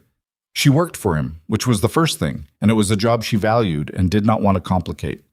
And now there was Victoria, sophisticated, from his world, the mother of his child, coming back in April, and whatever that meant for Damien, whatever that meant for Noah, it was not Emily's place to put anything else in the room. She understood where the edges were. She picked up the pen again. She went back to the grant application she'd been drafting. The words came slowly at first, then with more ease, the way work usually did when she let herself stop thinking about the other thing and just do the thing in front of her. The pothos grew another leaf. The whiteboard filled up again. Outside, March thinned and lengthened toward spring, and the city went on doing what cities do. Moving, pressing forward, indifferent to the particular weight of the things people were carrying through its streets. Victoria Ashworth Sterling arrived in April the way expensive things arrive, without announcement, and somehow still impossible to ignore. Emily heard about her before she saw her. It was Rosa who mentioned it first, on a Tuesday morning when they were reviewing intake numbers, saying it with the careful neutrality of someone who had been around long enough to know which information was simply information and which carried weather inside it. "There was a woman on 40 yesterday afternoon, after you left. Very put together. The receptionist said she was there to see Mr. Sterling and stayed about an hour." Emily had nodded and said, "Thanks for telling me," and gone back to the intake numbers. She was good at that. The transition back to the task. She'd been practicing it since March. She met Victoria on a Thursday. She was coming out of the copy room with a folder of grant documentation when the elevator opened and 2 people stepped out. Damien, and a woman who moved with the particular confidence of someone who had never once in her adult life worried about whether she belonged in a room. Victoria Sterling was 41 years old, tall in the way that photographed well, with dark blonde hair that fell in a way that suggested both effort and the ability to make effort invisible. Her coat was the kind of coat that cost more than Emily's monthly rent had been 6 months ago. She was beautiful in the specific way that money and genetics combine to produce when both are present in sufficient quantities, and she carried it without either apology or performance, which was almost more disarming than if she'd been vain about it. Damien saw Emily first. His expression did the small adjustment she'd learned to read. Not discomfort, but awareness. The registering of 2 worlds occupying the same hallway. "Emily," he said, "this is Victoria." Victoria turned and looked at her with the full, clear attention of someone who had already been told who Emily was. And Emily understood in that moment, with the quiet efficiency of a person who read situations quickly, that Victoria had done her homework. "Emily Harper," Victoria said. Her voice was warm in a practiced way. "I've heard so much about the foundation work. It sounds like you've built something really meaningful." "We're building it," Emily said. "It's still early." She looked at Damien briefly, the standard professional look, nothing more, and held up the folder. "I'll leave these on your desk for the Hartwell review." "Thank you," he said. She walked back to her office. She set the folder on her desk. She sat down. She looked at the pothos on the windowsill, which was now long enough that Rosa had suggested a hanging basket, and she breathed evenly for approximately 30 seconds before opening her laptop and going back to work. She was not going to be undone by a hallway. She'd made that decision in March, and she was keeping it. What she hadn't been prepared for was the effect on Noah. Damien had told him about Victoria coming back. He told Emily about that conversation in his characteristically compressed way. Short sentences, the emotional surface flat, the weight underneath something she was learning to hear in the pauses. Noah had been, in Damien's word, quiet about it. Not upset, not excited, just processing in the way he processed things, which was apparently very similar to how his father processed things, which was internally and over time. The Wednesday after Emily met Victoria in the hallway, Noah appeared in her office doorway at 4:15 on a school half-day, with his book under his arm and an expression she hadn't seen before on him. Not the frank, curious openness he usually wore, but something more careful. Held. She glanced up. "Hey you, want crackers?" He came in, sat in the chair, didn't take a cracker. That was the first sign. She kept working for a minute, giving him space, which was what she'd learned he needed, room to arrive at the thing on his own schedule. She didn't ask how he was because he was 7, and if she asked directly, he'd say fine, because that was what people said. She said, "How's the Alien book?" "Done," he said. "I finished it." "How did it end?" "The kid sends the alien home, but then the alien sends a message back at the very end from his own planet, so the kid knows he made it." He paused. "It was a good ending." "It sounds like one." Silence. He looked at the whiteboard. She let the silence be. "My mom wants to take me to a museum this weekend," he said. He said it carefully, like he was putting something breakable on a table. Emily looked up. "Yeah? Which one?" "The science one. The natural history one." He picked at the edge of his sleeve. "I've been there a lot. With my dad. And with you that one time." She remembered. She and Damien and Noah had gone in January on a Saturday that Damien had described as, "Noah has been asking about the space exhibit since October, and I have a 2-hour window." It hadn't been planned as a thing, it had been practical. But Noah had spent 45 minutes at the scale model of the solar system explaining things to both of them with an authority that suggested he had personally reviewed the peer literature. And at some point, Emily had been laughing at something he said and looked over to find Damien watching her laugh with an expression she'd decided not to examine too closely. "That could be good," Emily said carefully. "You like the space exhibit."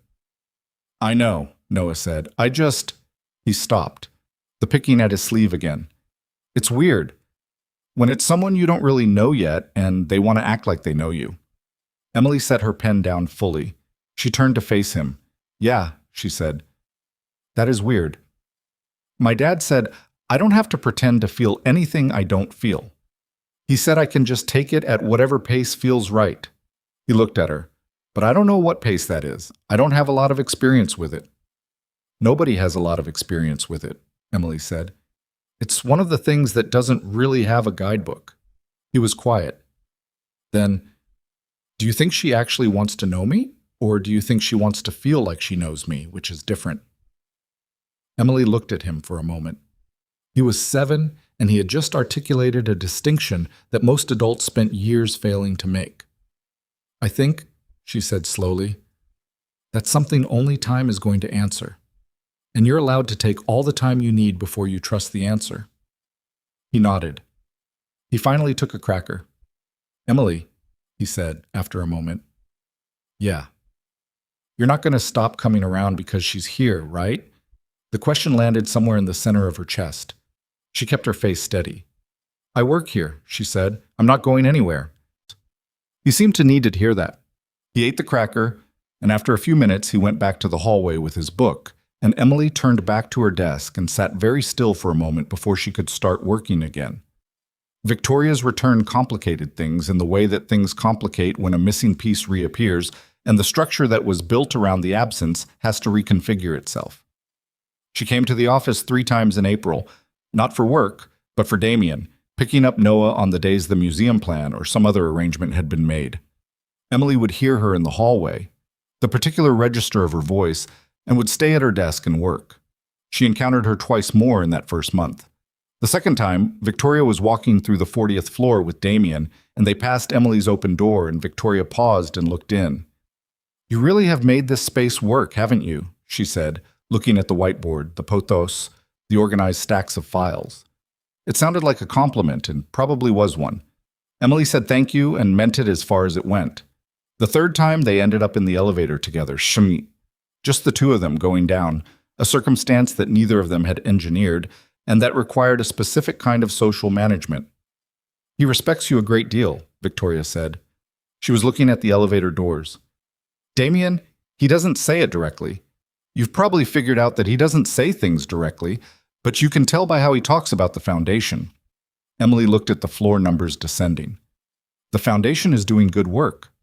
He says you push back on him. When it's warranted, Victoria smiled.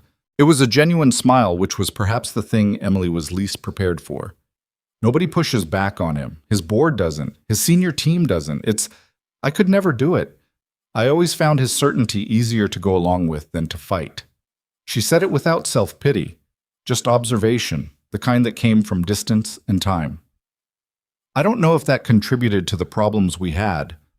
Probably it did. Emily said nothing. The elevator arrived at the lobby and the doors opened. For what it's worth, Victoria said, stepping out, you're not what I expected. Emily held the elevator door. What did you expect? Victoria looked at her with a clear, direct look. Something easier to dismiss, she said. Then she walked across the lobby and out through the glass doors and was gone. Emily stood in the elevator for a moment longer than she needed to.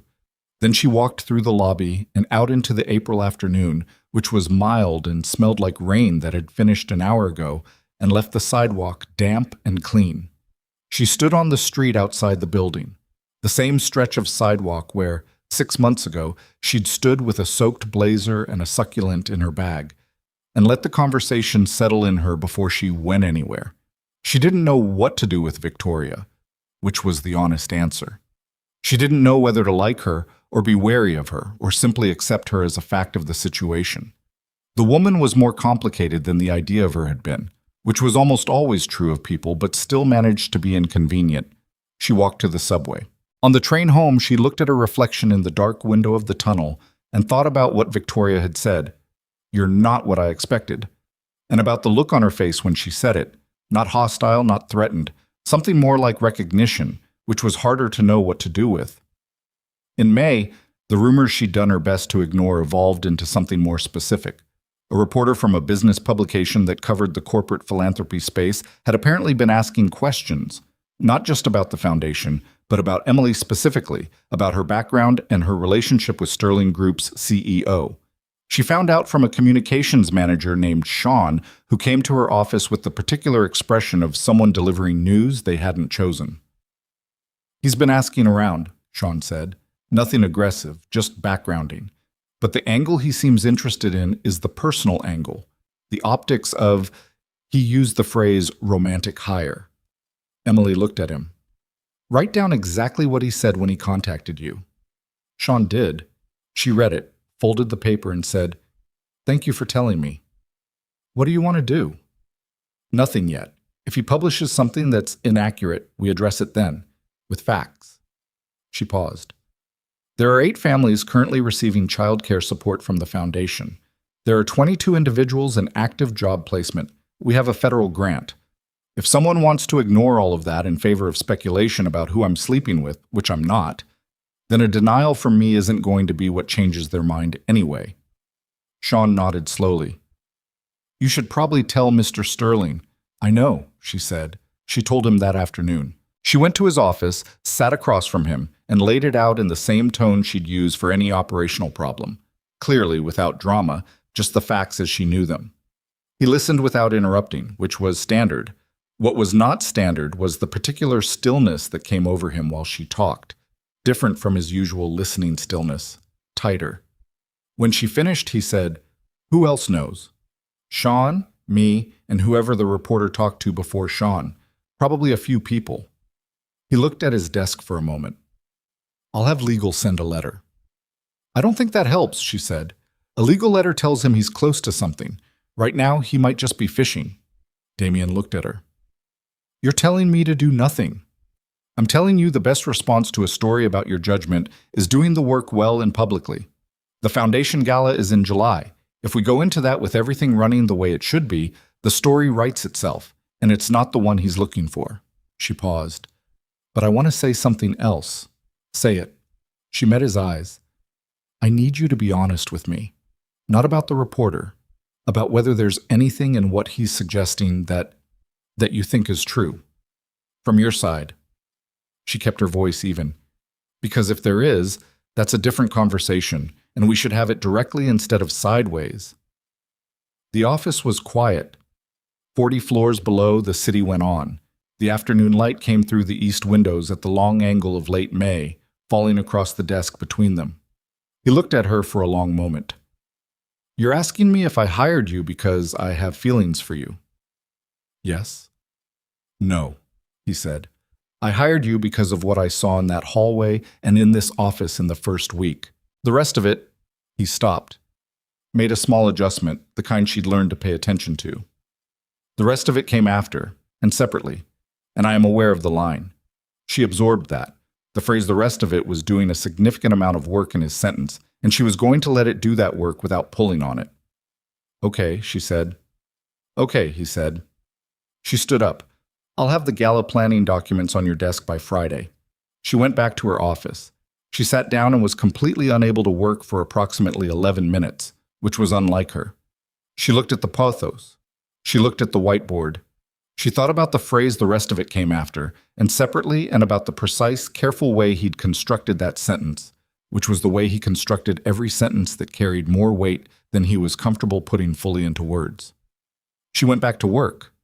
June was dense. The gala was 8 weeks out, and the logistics had a particular sprawling quality that Emily was managing with the same systematic attention she brought to everything, which meant the event production binder had 42 labeled sections, and Rosa had started referring to it as the binder that ate Emily's life, which was not far wrong.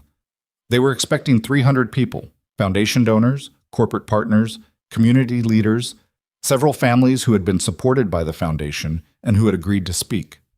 They'd booked a venue on the west side of the city with a rooftop terrace and a main hall that could be configured multiple ways. Emily had been to the venue 3 times to check details, and each time she came back with a new list of things to resolve. Noah got out of school in mid-June, and his summer schedule became, as Damien had described it with characteristic understatement, complicated. The arrangement with Victoria was 2 weekday afternoons and alternating weekends, negotiated through attorneys in a process that Damien had told Emily about in the brief, factual way he reported things that cost him something emotionally. Noah seemed to be navigating it slowly. The museum trip had happened and apparently gone well enough, but there had been a Wednesday when Noah had come to the office looking like he'd been working hard to feel fine, and Emily had put a box of crackers on her desk and kept her door open and not asked anything until he was ready. He'd said, eventually. She gave me your number in case I want to text her. That's good, Emily said. I don't know what I'd say. You don't have to know yet. He'd been quiet. Then, she smells like that thing you spray on clothes when you iron them, the expensive kind. Emily looked at him. Did you tell her you noticed? No. Sometimes people like knowing they're noticed. She said it carefully. You don't have to. You get to decide everything about this at your own pace. But noticing something small like that, saying it out loud, sometimes that's where things start. He looked at her. You're good at that. What? Saying things that give people room. He said it with the old directness, the frankness that had been a little absent lately. My dad does it differently. He gives you room by being quiet. You do it by saying the thing that makes you realize it's okay to not know yet. She didn't know what to say to that. She looked at the whiteboard to give herself a moment. Did you ever not know what to do about something really important? He asked. All the time, she said. What do you do? I work on the parts I can work on, she said, and I wait for the parts that need more time to come clearer. He nodded. He seemed to consider this and find it usable, which was what she'd been aiming for. The gala was 3 weeks out when Victoria came to the office for a reason Emily hadn't anticipated. She came not to see Damien, but apparently to see Emily. Carol forwarded the request with a neutrality that told Emily Carol had already formed opinions she was professionally keeping to herself, and Emily said yes because saying no required a justification she didn't have. Victoria sat in the chair across from Emily's desk. the same chair Noah used for crackers and the long way around to important things. And she looked at the whiteboard and the pothos and the organized surface of Emily's desk with the same clear attention she brought to everything. "I wanted to apologize," she said, without preamble. Emily waited. "For what I said in the elevator. The thing about not being easy to dismiss." She said it steadily. "That was me being—" She paused. "Honest in a way that wasn't entirely fair to you. You're not a problem for me to solve. I shouldn't have framed it that way." "I didn't take it as hostile," Emily said carefully. "I know you didn't. That's actually part of what I came to apologize for." Victoria looked at her. "I've watched you with Noah. He talks about you more than he tells me about almost anything." She kept her voice even, though Emily could hear the effort underneath it. "He said you give people room. I think he's right." Emily sat with that for a moment. "He's a good kid. He thinks carefully about things." "He does," Victoria said. "He gets that from his father." Something crossed her face. Not regret exactly, more the look of someone who has made a choice they understood fully only after it was too late to unmake. "I made a lot of wrong decisions," she said to him, "about what I wanted, about what I thought I could have and also be, also do, with my career, my life. I thought family and ambition were a trade, that you could only fully have one." She paused. "I'm not telling you this to explain or excuse it. I'm telling you because I don't want you to misread what I'm trying to do now. I'm not here to take things back. I know you can't take things back." "What are you here to do?" Emily asked. She kept her voice neutral. She wanted to understand this clearly. "Be someone Noah can trust eventually. If he lets me." Victoria looked at her hands briefly, then back up.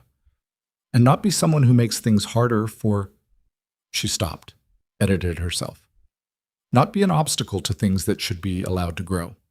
The sentence was unfinished, but what it was reaching toward was clear enough. Emily held it. She was careful not to fill the silence with something she'd regret. "I think the most useful thing either of us can do for Noah," Emily said finally, "is let him lead the pace and not pull him in two directions at once. Everything else works itself out, or it doesn't." Victoria nodded. "That's a reasonable way to put it." She left 10 minutes later. Emily sat looking at the door.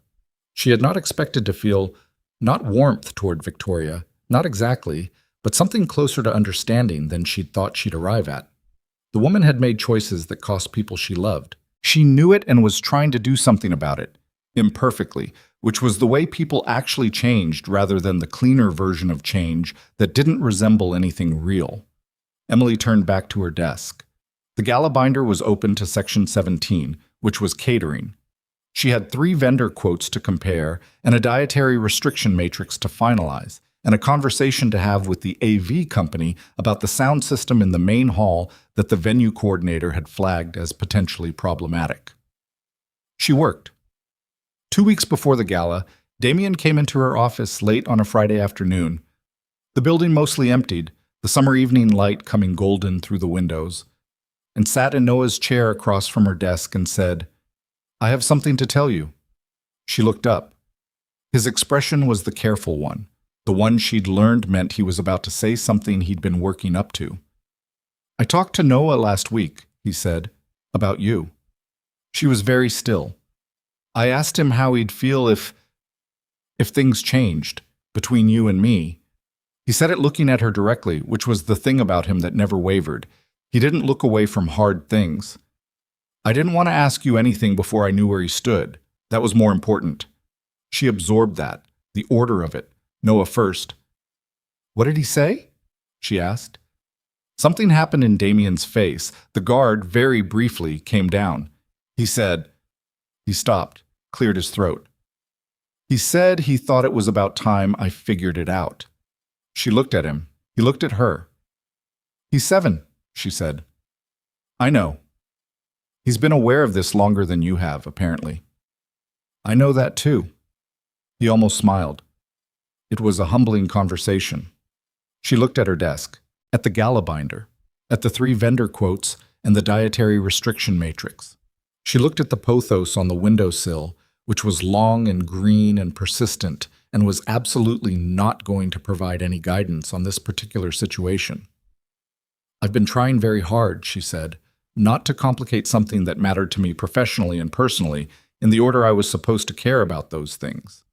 I know, he said. I work for you. I know that. Which means there's a structural... I know, he said. I've been thinking about it for months. I have a proposal about the structure, if you are open to hearing it. She looked at him. Are you saying you planned this? I'm saying I've been careful, he said, because the work matters to me and you matter to me, and I wasn't going to do something with those two things tangled together until I understood how to separate them if we needed to, or until Noah looked at me like I was dense. He paused. Both things happened more or less simultaneously. She sat with that for a long moment. Outside the windows, the city was settling into the particular gold and gray of a Friday evening in late June, the light doing the things it did at that hour that made even familiar streets look briefly like somewhere worth paying attention to. Tell me the proposal, she said. He told her. It was specific and practical and had clearly been thought through from multiple angles. A restructuring of the reporting relationship. A shift in her formal supervision to the Foundation's board rather than directly to him. A clear documentation of the separation. It was the kind of solution a person arrived at when they'd been working on the problem seriously and not just hoping it would sort itself. She listened to all of it. When he finished, she said, I want legal to look at the structure before anything is decided. Of course, he said, and I want to tell Rosa myself. She'll have opinions. She always has opinions, Damien said. Her opinions are usually right. I know, he said. That's also something you two have in common. She looked at him. He looked at her. The office was quiet. The building quiet around them. The city doing its city thing 40 floors below. She thought about a rainy morning in October, and a man in the street in a blazer in a puddle, and all the strange, non-linear way that one decision to stop had moved through time into this Friday evening in June with the gold light and the pothos and the 7-year-old who had apparently been waiting for his father to figure it out. Okay, she said. He looked at her.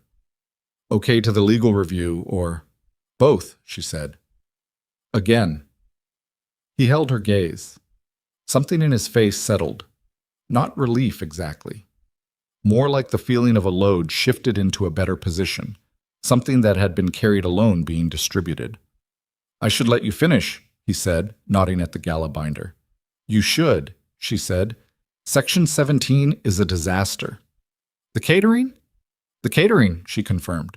He stood up, moved to the door, paused in the frame the way he had once before, months ago, when she hadn't known him yet and he'd come to tell her something about his son with the careful economy of a man who protected the things he cared about by not saying them too plainly.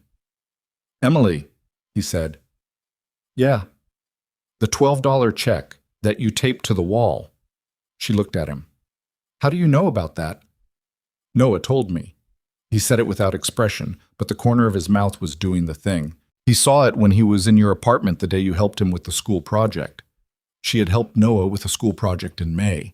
Damien had been in meetings all day, and the after-school arrangement had fallen through, and Emily had taken Noah to her apartment for 2 hours, which had felt like the practical solution, and which Noah had apparently used to conduct a thorough visual survey of her living situation. Of course he told you, she said. He said, and I quote, Emily has a $12 check on her wall, and I don't know what it's for, but it seems important to her.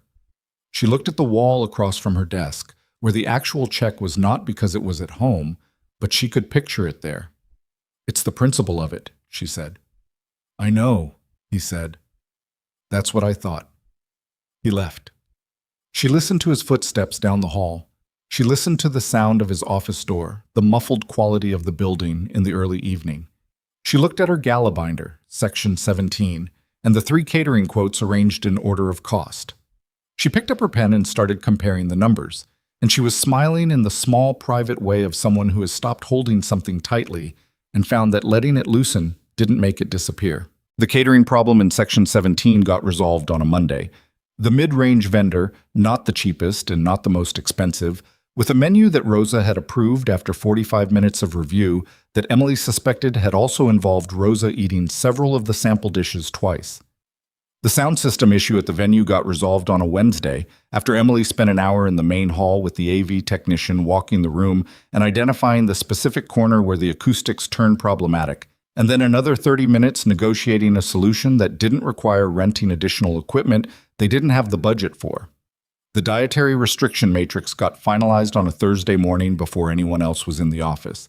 Emily at her desk with a cup of coffee and the particular focus that came from being alone in a quiet building with a problem that had a definite solution if you were patient enough to find it. The structural reorganization that Damien had proposed went to legal the same week he'd outlined it to her.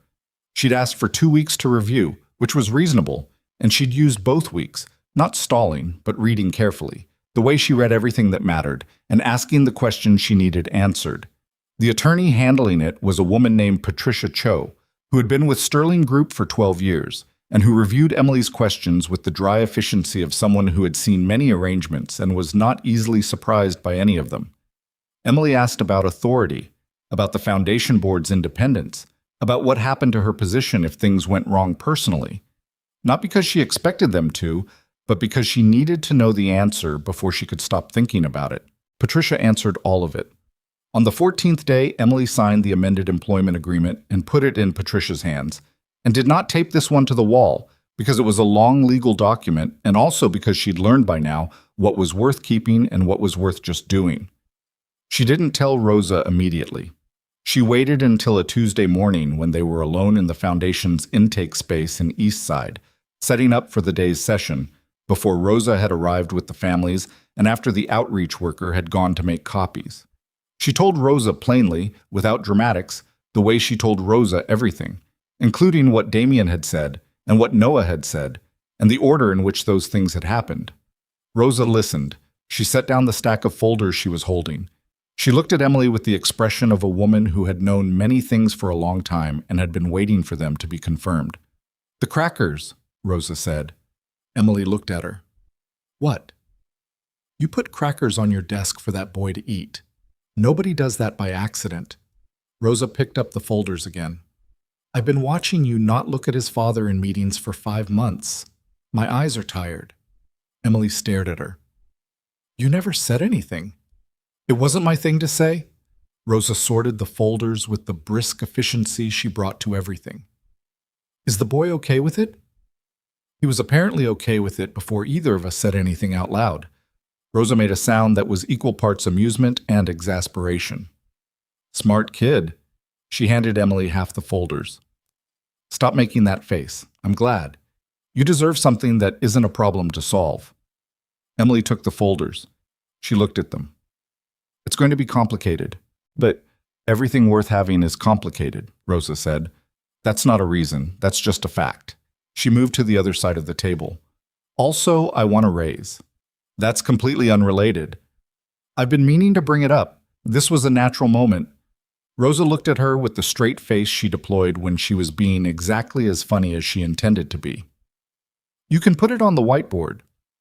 The gala was on a Saturday in late July, and it arrived the way events arrive when you've been planning them for months, both slowly and then suddenly. The last week a concentrated blur of final calls and confirmations, and the specific low-grade anxiety of knowing that you have prepared for everything you could prepare for and are therefore going to be surprised by something you couldn't. The surprise came on Thursday, 2 days before, in the form of a call from the family the foundation had asked to speak at the gala. A woman named Marisol, 34, who had come through the intake program in February. She'd been a single mother with 2 kids under 6, working 2 part-time jobs that together didn't cover full-time childcare, stuck in the gap between the income threshold for public assistance and the income level at which private care became feasible. The foundation had placed her with a childcare partner 3 days a week, connected her with a job training program, and she'd gotten a full-time position with benefits in May.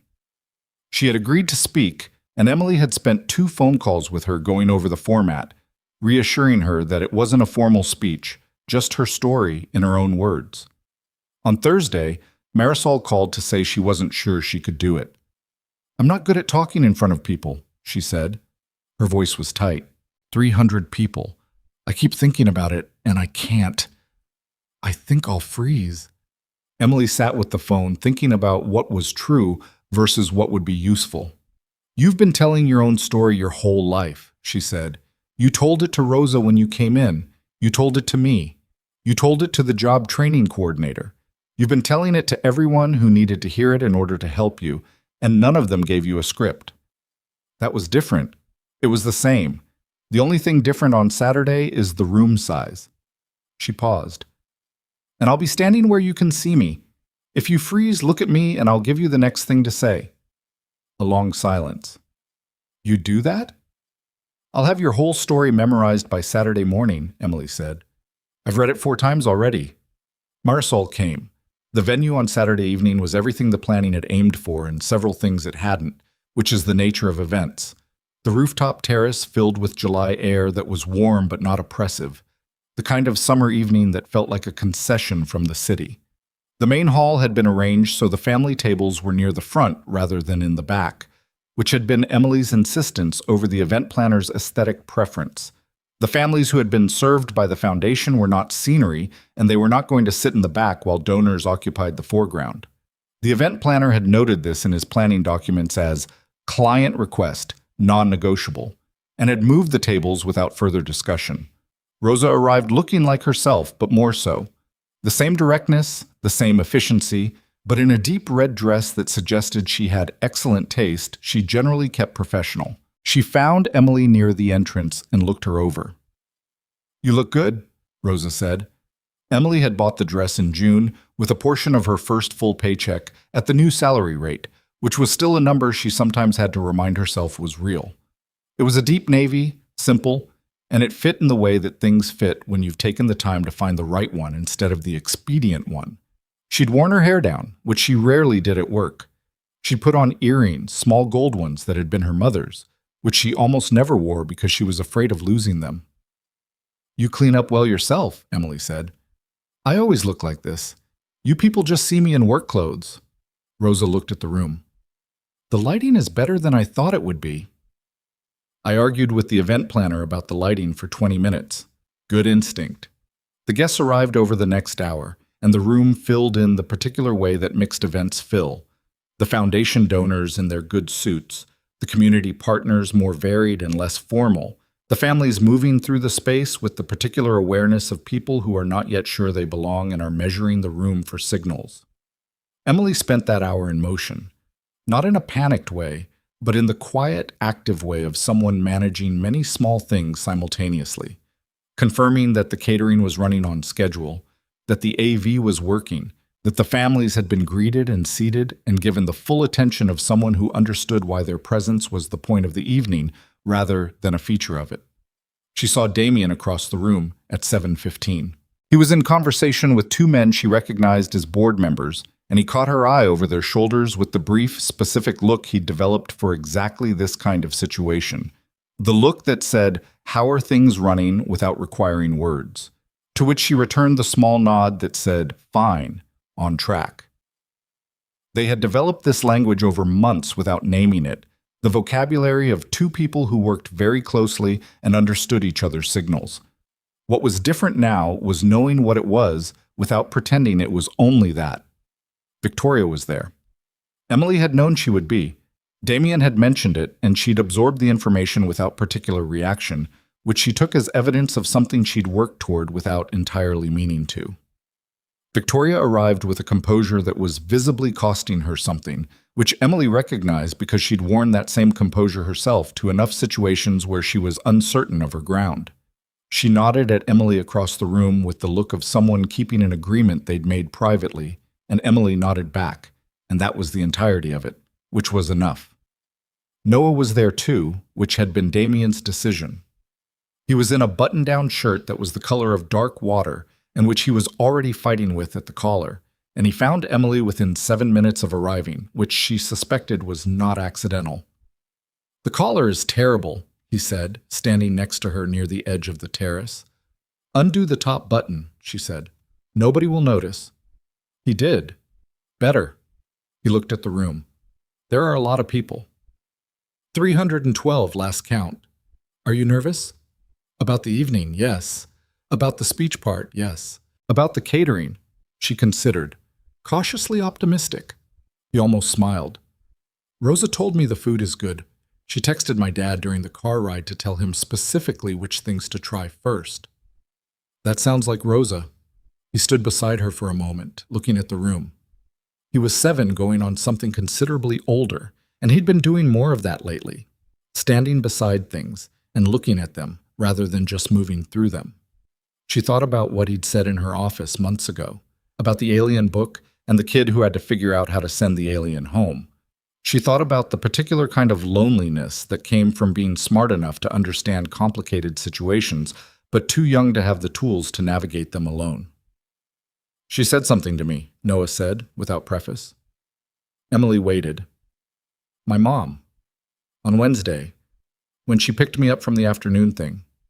He was looking at the lights of the city visible beyond the terrace railing. She said she knows she wasn't there the way she should have been. She said she's not going to pretend that she was or make excuses. She said she just wanted me to know she was trying now and that she understood if that wasn't enough yet. Emily said nothing. I didn't know what to say, he said. What did you say? I said, okay. He paused. That was all I had. That was the right amount, Emily said. He looked at her. It doesn't feel like enough. Things that are enough rarely feel like it in the moment. The feeling comes later. He was quiet for a while. Below on the street, a car horn, then silence. Do you think she means it? Emily thought about the elevator, about the office chair, about the look on Victoria's face when she said, I'm not here to take things back. I think she's trying to, she said. Whether trying turns into meaning it, that's something that only plays out over time, but trying is where it starts. He seemed to accept this in the way he accepted things that were true even when they weren't comfortable. He reached over and took the small cocktail napkin from her hand, which had a single cracker on it from the past appetizers, and ate the cracker. And she looked at him and thought about the bowl of crackers on her desk, and the folding chair she'd used as a nightstand, and the water stain on the ceiling, and about the specific and nonlinear way that lives moved forward through things you hadn't planned for. I'm glad you're here, he said, simply looking at the city. Me too, she said. The program started at 8. The event planner's MC introduced the evening with the right balance of information and warmth, and the first part moved through donor acknowledgments and a short video about the Foundation's first year of operations. The numbers, the faces. The community center in East Side with Rosa at the intake table looking like she'd been running it for 20 years. Emily stood near the side of the room and watched the video on the large screen and felt something she still wasn't entirely practiced at feeling, which was pride. Not the performance of it. The actual thing, quiet and specific and entirely her own. Damien spoke before Marisol. He'd written his own remarks, and Emily had read a draft at his request and made 2 notes, which he'd incorporated without comment.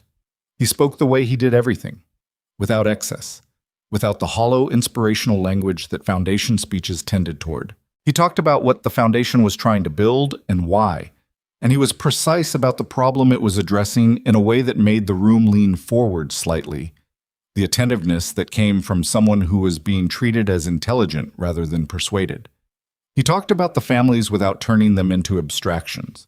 He mentioned, briefly, that the Foundation had been built by a team that he had not put together through conventional logic and had been correct not to. And he did not look at Emily when he said it, but she felt it in the room like a shift in air pressure, and Rosa, standing 2 people to her left, found Emily's wrist in the dark and squeezed it once. Then Marisol. She walked to the microphone in a dress she'd told Emily she'd borrowed from her sister, and she stood there for a moment looking at 300 people in a way that made Emily's chest contract, because she recognized the look.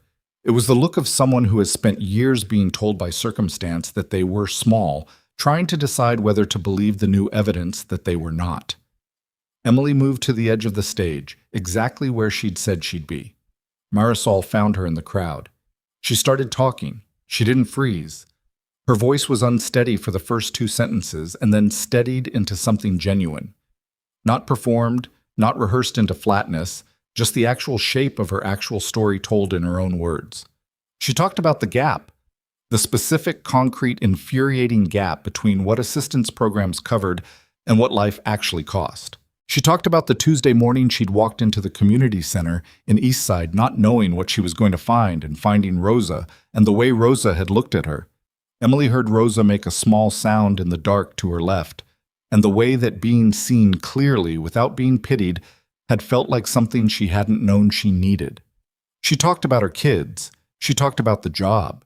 She talked about what it meant to her older daughter to see her mother go to work in the morning at a single job with benefits instead of 2 jobs with nothing, to be home at 6 instead of 9, to be present in a way that she'd been working toward for 2 years with everything she had and kept falling short of until something in the gap got filled.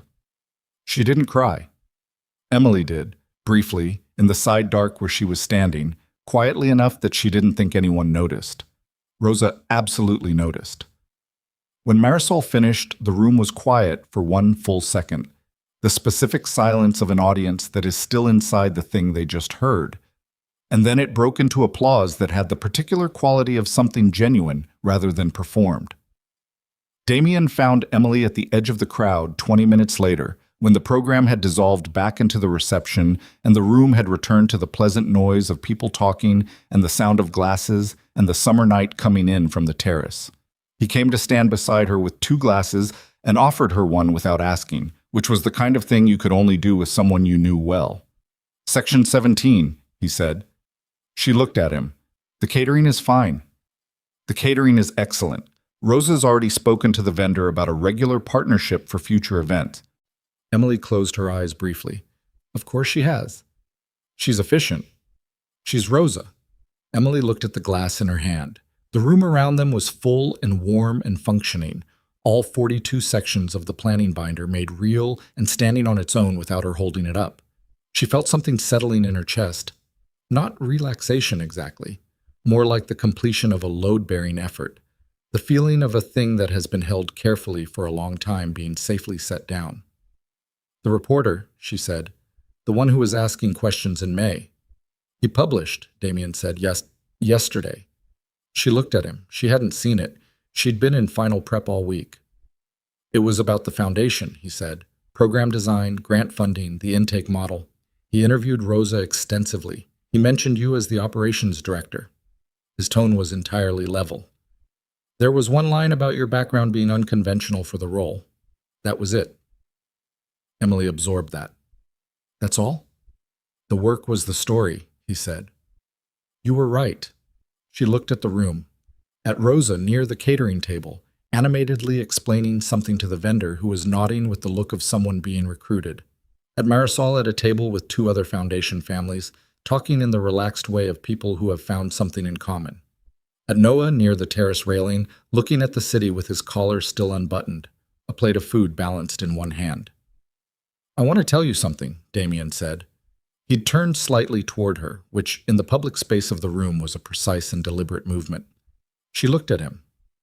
"The night of the accident," he said, "in the hospital. They were asking me questions. The intake questions. The administrative ones. Name. Emergency contact. The nurse asked if there was anyone they should call." He paused. "I didn't have an answer that felt right. I gave them my assistant's number, the one I had before you, and he came and handled the paperwork. And I sat in that room thinking about how I'd been building this company and this life for 10 years, and that was the answer I had." He looked at the glass in his hand. "And then I thought about a woman who'd folded her blazer in a puddle because it was the only thing she had, and stayed anyway, and I thought, that's what I've been missing. Not a thing. That quality of caring about the right things in the right order without being told which order it should be." She didn't say anything for a moment. The noise of the room was around them, 300 people, the summer night, the city. She thought about the October morning and the crack of metal and the person she'd been then. Late, broke, scared of Gerald Pruitt, wet shoes and a bad umbrella, and everything precarious. She thought about what it had cost her to stop and what it had given her that she couldn't have gotten any other way. "I wasn't noble," she said. "I stopped because I couldn't not stop. That's different." "I know," he said. "That's what I mean." She looked at him. He looked at her. 40 floors below and 10 months later, from that rain-soaked sidewalk, with the gala running and the city lit and the foundation on its feet and Noah eating from a plate on a terrace railing, something that had been carefully held between them in the specific quiet of a working relationship that was always also something else was allowed, finally, to simply be what it was. She said, "The structural reorganization goes into effect Monday." "I know," he said. "So technically, I'm aware of the technicality. I just want us to be careful about—" "Emily," he said, with the particular patience of someone who has waited long enough. She stopped talking. He didn't do anything dramatic. He wasn't that kind of person, and she'd never wanted that kind of person. He just looked at her with the full, direct attention that she'd been the subject of for 10 months, and that she'd spent most of that time trying to classify as professional, and he said quietly, "I know what this is, do you?" She looked at him for a moment. "Yes," she said. "I've known for a while." "So have I," he said. That was all. Around them, the gala went on, and Rosa negotiated with the catering vendor, and Noah ate his food on the terrace railing and looked at the city with Damien's eyes and his own soul. The months that followed were not a fairy tale. Emily would have been suspicious of anything that felt like one, and life was obliging enough not to offer her the illusion. What it offered instead was better and harder and more real than that. The relationship with Damien was a thing they built the way they built everything, incrementally, with honesty about the hard parts, and with the particular patience of two people who had both spent time building structures that needed to actually hold. They did not agree about everything. They did not manage everything well. There was a fight in September, real and sharp-edged, about a decision Damien made regarding the foundation's expansion timeline without consulting her first, not because he'd meant to cut her out, but because his default in moments of pressure was to act before discussing, and her default in those same moments was to need the discussion first. They didn't speak cleanly for 2 days.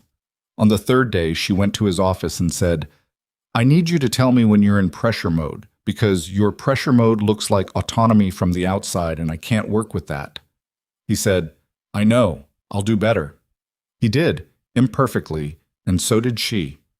Noah's relationship with Victoria evolved the way Noah had always said it would, at his own pace, which was cautious and non-linear, and punctuated by long silences that told her he was processing, and shorter moments of unexpected warmth that told her he was willing. By December, Noah was texting his mother occasionally, brief exchanges about nothing important. A video he'd seen, a question about something she'd mentioned. Small things, the beginning of something that didn't have a name yet. Emily moved out of the studio apartment in October. She'd been afraid of what it would feel like to leave it. Afraid in the way that you're afraid of outgrowing something that has been shelter. But the day she carried the last box out, including the pothos in its hanging basket and the succulent that had survived against considerable odds, she stood in the empty room and looked at the water stain on the ceiling one last time and felt something that was not loss. It was more like gratitude, the honest kind that acknowledges what a thing was without pretending it was more or less. She found an apartment with 2 windows, both of which faced actual sky. The $12 check came with her. She put it on the wall above the desk in the second bedroom that she turned into a home office, in the same spot it had been in the studio, and it looked exactly right there. The foundation's second-year grant application went in November, this time the full amount, with a track record and 2 years of outcome data and a demographic analysis that was current to within 6 months. Patricia at Legal reviewed the compliance section without noting any concerns, which Emily had learned to read as high praise. Rosa reviewed the narrative section and said it was good, and then immediately said the third paragraph on page 4 needed to be stronger, which it did. Emily rewrote it. They submitted on a Wednesday with a week to spare, which felt like a personal milestone. Emily got a call from her mother in November, the week after she submitted the grant. Her mother wanted to know about Damien, because Emily had finally told her in October. Told her the careful version, the one that communicated the important things without trying to explain the parts that were hard to explain over the phone. Her mother had asked 3 questions. Was he good to her?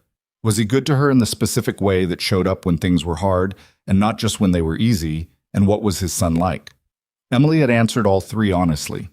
Her mother had been quiet for a moment, and then said, "You sound like yourself. You sound like the version of yourself I was waiting for you to get to." She said it without drama, just the plain observation of someone who had known Emily her entire life and had been paying attention. Emily had not known what to say to that, so she'd said, "I have to go finish a grant application." Her mother had laughed, which was the right response. December arrived, the foundation's first proper anniversary. Emily stood in the community center in Eastside on a Tuesday morning in December, the same room where they'd held the first intake day a year ago, with folding tables and the smell of floor cleaner and Rosa's list of 47 families, and she looked at what it had become, a real operation, staffed, systematic, with case files and outcome tracking and a waiting list that was a problem only because the need was real. She looked at Rosa setting up for the day's sessions with the efficiency of someone who had found the work she was supposed to be doing, and she thought about all the things the first year had cost: the worry, the fights with vendors, the grant application 3 drafts deep at midnight, the months of not saying the things she was feeling, the rumors, the careful navigation of things that didn't come with maps. She thought about a rainy Tuesday in October and a pair of wet shoes and a $12 dry cleaning receipt and a choice that hadn't felt like a choice because it had never really been one.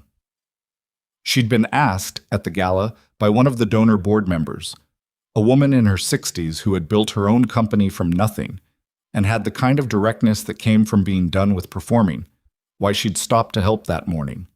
The woman had read the story somewhere, the real version, not the reporter's version, and she'd wanted to know what it had actually felt like in the moment. Emily had thought about it. "I was already late," she said. "I was going to lose my job, which I did. I knew that." She paused. But, there was a person in the street, and there was no one stopping, and the whole point of being a person is that you stop. The woman had looked at her for a moment. "Most people don't think that's the whole point." "I know," Emily said. "I think they're wrong." She still thought so. Standing in the community center in December, watching Rosa set up the folders, hearing the first family of the day come through the door, a woman about Emily's age with a toddler on her hip, and the particular expression of someone who has been carrying something too long and is uncertain whether it's safe to put it down. Emily still thought so. Not as philosophy, not as ideology, just as the plain fact of what she believed about the world and what it asked of the people moving through it. Later that evening, she went home to the apartment with 2 windows. Damien was there already. He had a key, which had happened gradually and then all at once, the way most things did between them. Noah was doing homework at the kitchen table, the collar of his school shirt already undone, textbook open, pencil tapping a rhythm that meant he was thinking rather than stuck. The pothos was on the windowsill in the living room, luminously healthy, an offense to anyone who'd ever struggled to keep a plan alive. The succulent was on the desk in the home office, compact and persistent and putting out, improbably, a 4th new leaf. "How was it?" Damien asked. He was in the kitchen with the particular focused quietness of someone who cooked the way he did everything else, with full attention and no wasted motion. "Good," she said. She set her bag down. 41 families through the intake this week. Rosa is already talking about expanding to a 4th day. Of course she is. She's right. I know she is. He looked at her. You're tired. I'm fine. You've been fine every day this week in the way that means you're running on 2 hours of extra work a night. She looked at him. I resent that you can tell the difference. You get a specific line between your eyebrows, he said, when you've been at a screen too long. That's an invasive level of observation. It's an accurate one. He handed her a glass of water.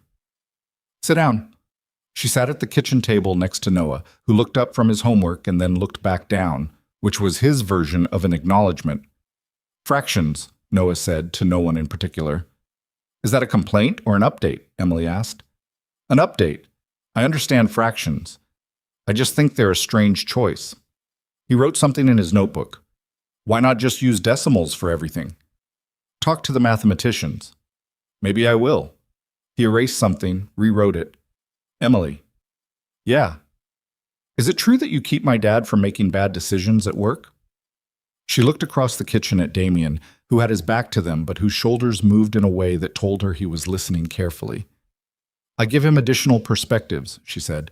He makes his own decisions. Rosa said you keep him from making bad decisions. Rosa speaks her mind freely. She said that too. Noah closed the textbook.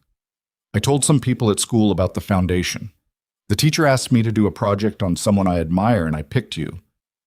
Is that okay? The kitchen was quiet for a moment. Damien was very still at the counter. Emily looked at Noah, his earnest, serious face, the collar still undone, the pencil still in his hand, and thought about all the things she'd been in her life that hadn't quite fit, the in-between versions of herself that had been reaching towards something she couldn't name clearly. She thought about the bus station in Ohio, and $300, and the apartment with the wrong size blazer, and 18 months in the administrative pool, and the rainy morning that had broken everything open. She thought about what it meant to be chosen by someone as the person they wanted to talk about when they were asked about someone they admired, and how that kind of thing hit you differently than the things you'd worked for, because it wasn't something you could work for. It was just something someone gave you, freely, because they saw you clearly and decided you were worth it. Yeah, she said. That's okay. He nodded and opened his textbook again, returning to the fractions with the businesslike manner of someone who has completed an important task and is moving on. Damien put a plate on the table in front of her, food she hadn't asked for, timed to exactly when she needed it, and sat across from her with his own plate, and the three of them ate dinner in the apartment with 2 windows while the city outside settled into its December evening, cold and lit and indifferent to everything except the next moment and the next. The grant came through in January, full amount. Emily found out on a Wednesday morning, alone in her office, in an email from the federal agency with the subject line Award Notification, Sterling Family Foundation. She read it twice. She sat with it for a moment. Then she got up and walked to Damien's office and knocked on the open door. He looked up. She held up the printout. Full amount, she said. He looked at the paper. He looked at her. He didn't say anything for a moment, and she was glad he didn't, because she didn't need him to. He understood, the way he understood things that mattered, which was quietly and completely. Put it on the whiteboard, he said. She went back to her office. She picked up the marker. At the bottom of the whiteboard, below the grant pipeline item that had once had a question mark and now had a number next to it, below the 12 other things in various colors that had been resolved and erased and written new again, she wrote the amount in large, clear numbers. She stepped back and looked at it. Then she wrote, next to the number, a single word, done. She stood there looking at the whiteboard for a long moment. The pothos trailed from the windowsill behind her. On the wall above her desk, the $12 check from Sterling Group, made out in her name, signed by someone in accounts payable she'd never met, on company letterhead, caught the morning light and held it.